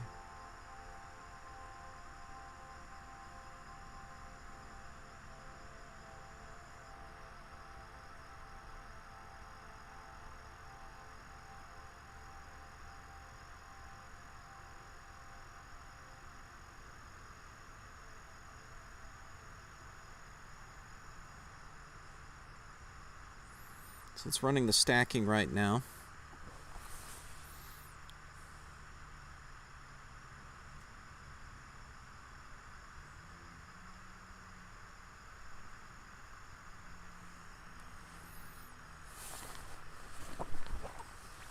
So you tried 5 by, I was thinking 5 by 60s like binoculars. You meant 5 by 60-second exposures, and you didn't see anything moving. Huh.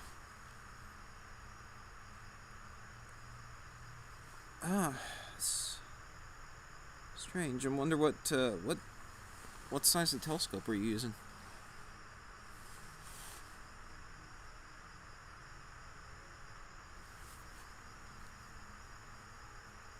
What's the field of view? So the field of view in, well, I don't know about arc seconds, I guess multiply by 60, but in arc minutes it's about 33 arc minutes side to side, I think.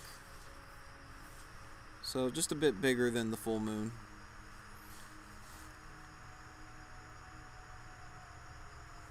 It's like 32, 33 arc minutes, I think.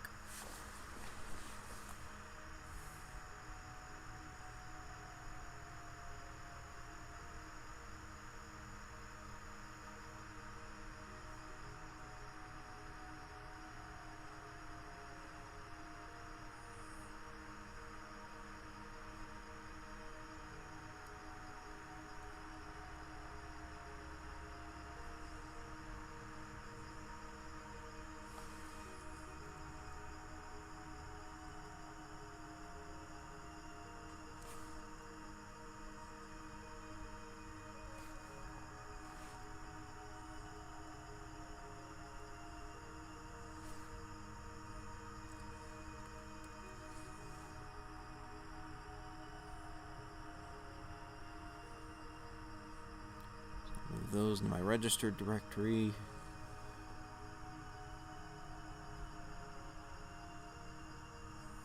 Okay. I'll run the time-lapse software on that. That should update the video here in just a moment.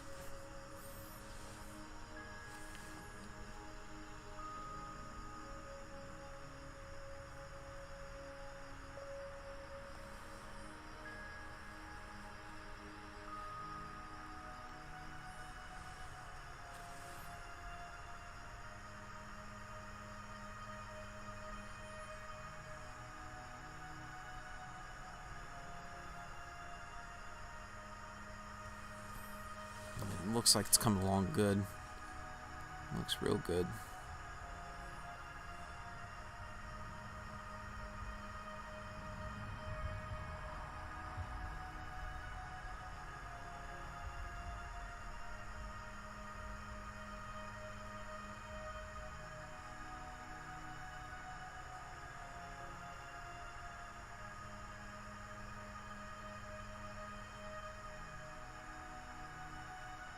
Oh, the focus really started to go out there towards the end. That's a shame.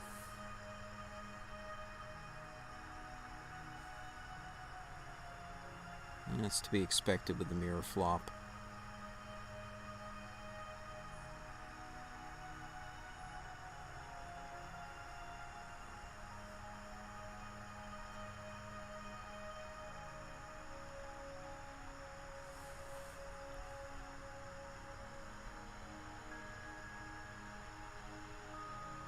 So there you go. There's the completed time-lapse. The whole webcast.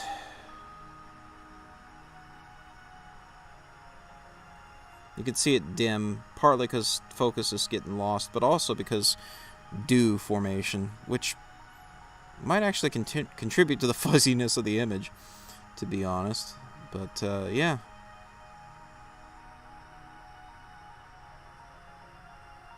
Adverse conditions on dew. Nevertheless, I think that's still cool, seeing James Webb move across the whole image like that. So hopefully you guys can see that on the webcast okay through the compression.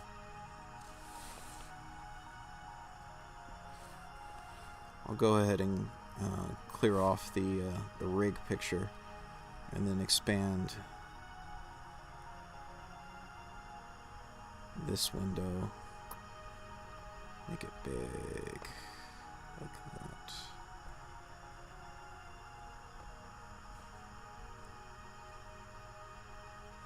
There we go.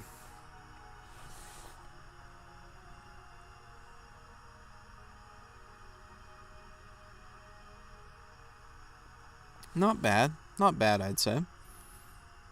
Good effort.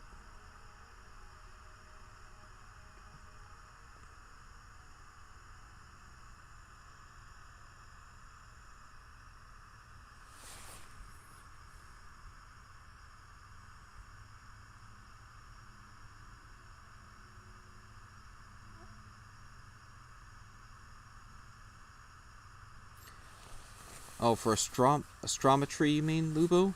I use astrometry.net. I run their software locally on my Linux box, and that way I can just batch feed it all the images. So, guys, I hope you guys enjoyed that. I think that was a good outing tonight, and a good showing by the James Webb Space Telescope. On its way to Lagrange Point 2, now with the sun shield deployed and quite visible to the telescope, even despite being twice the distance to the moon.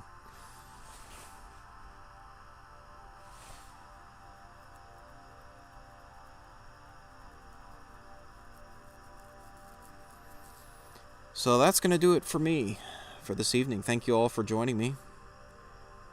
I'm going to start tearing down the scope. I'll leave the stream playing here with some music so you guys can watch the time lapse for anyone just joining. But yeah, this was a live view that we've had for the last few hours, and now we're calling it a night. Can't really see it with the resolution. Maybe brighter to bring up the brightness. Okay, well, I'll try to do that real quick here. I'll render it out one more time with higher brightness. Anyone else having issues seeing it?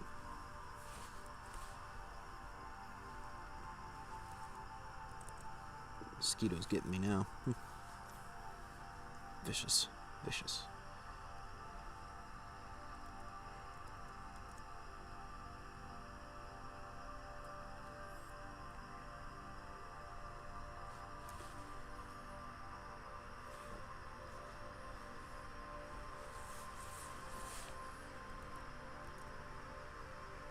Yeah, have a good night.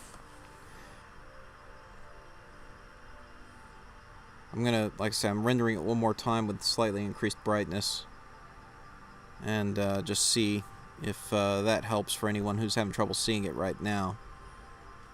So hang on just a moment. It'll resume the video as soon as it's done rendering.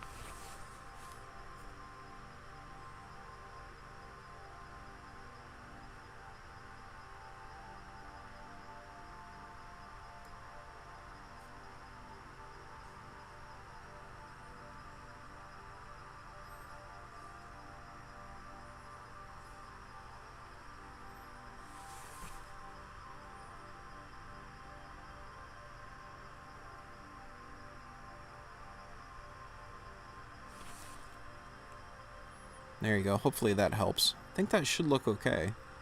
Looks pretty good on my end, but of course that's before YouTube streaming compression.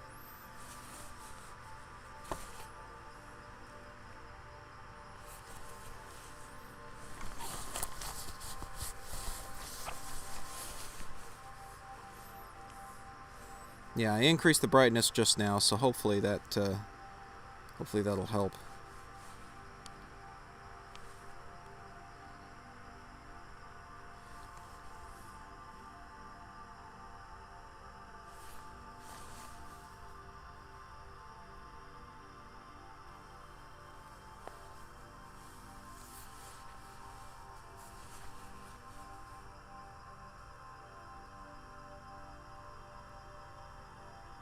Okay, yeah, I think that looks good. I can see it on my phone, just watching back the stream. Compression's definitely, YouTube compression's doing a number on it, but it'll look better when I render out a final video and upload it as a separate independent upload.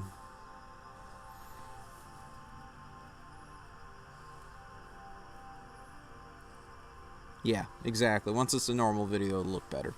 But for now, you know, not bad, huh?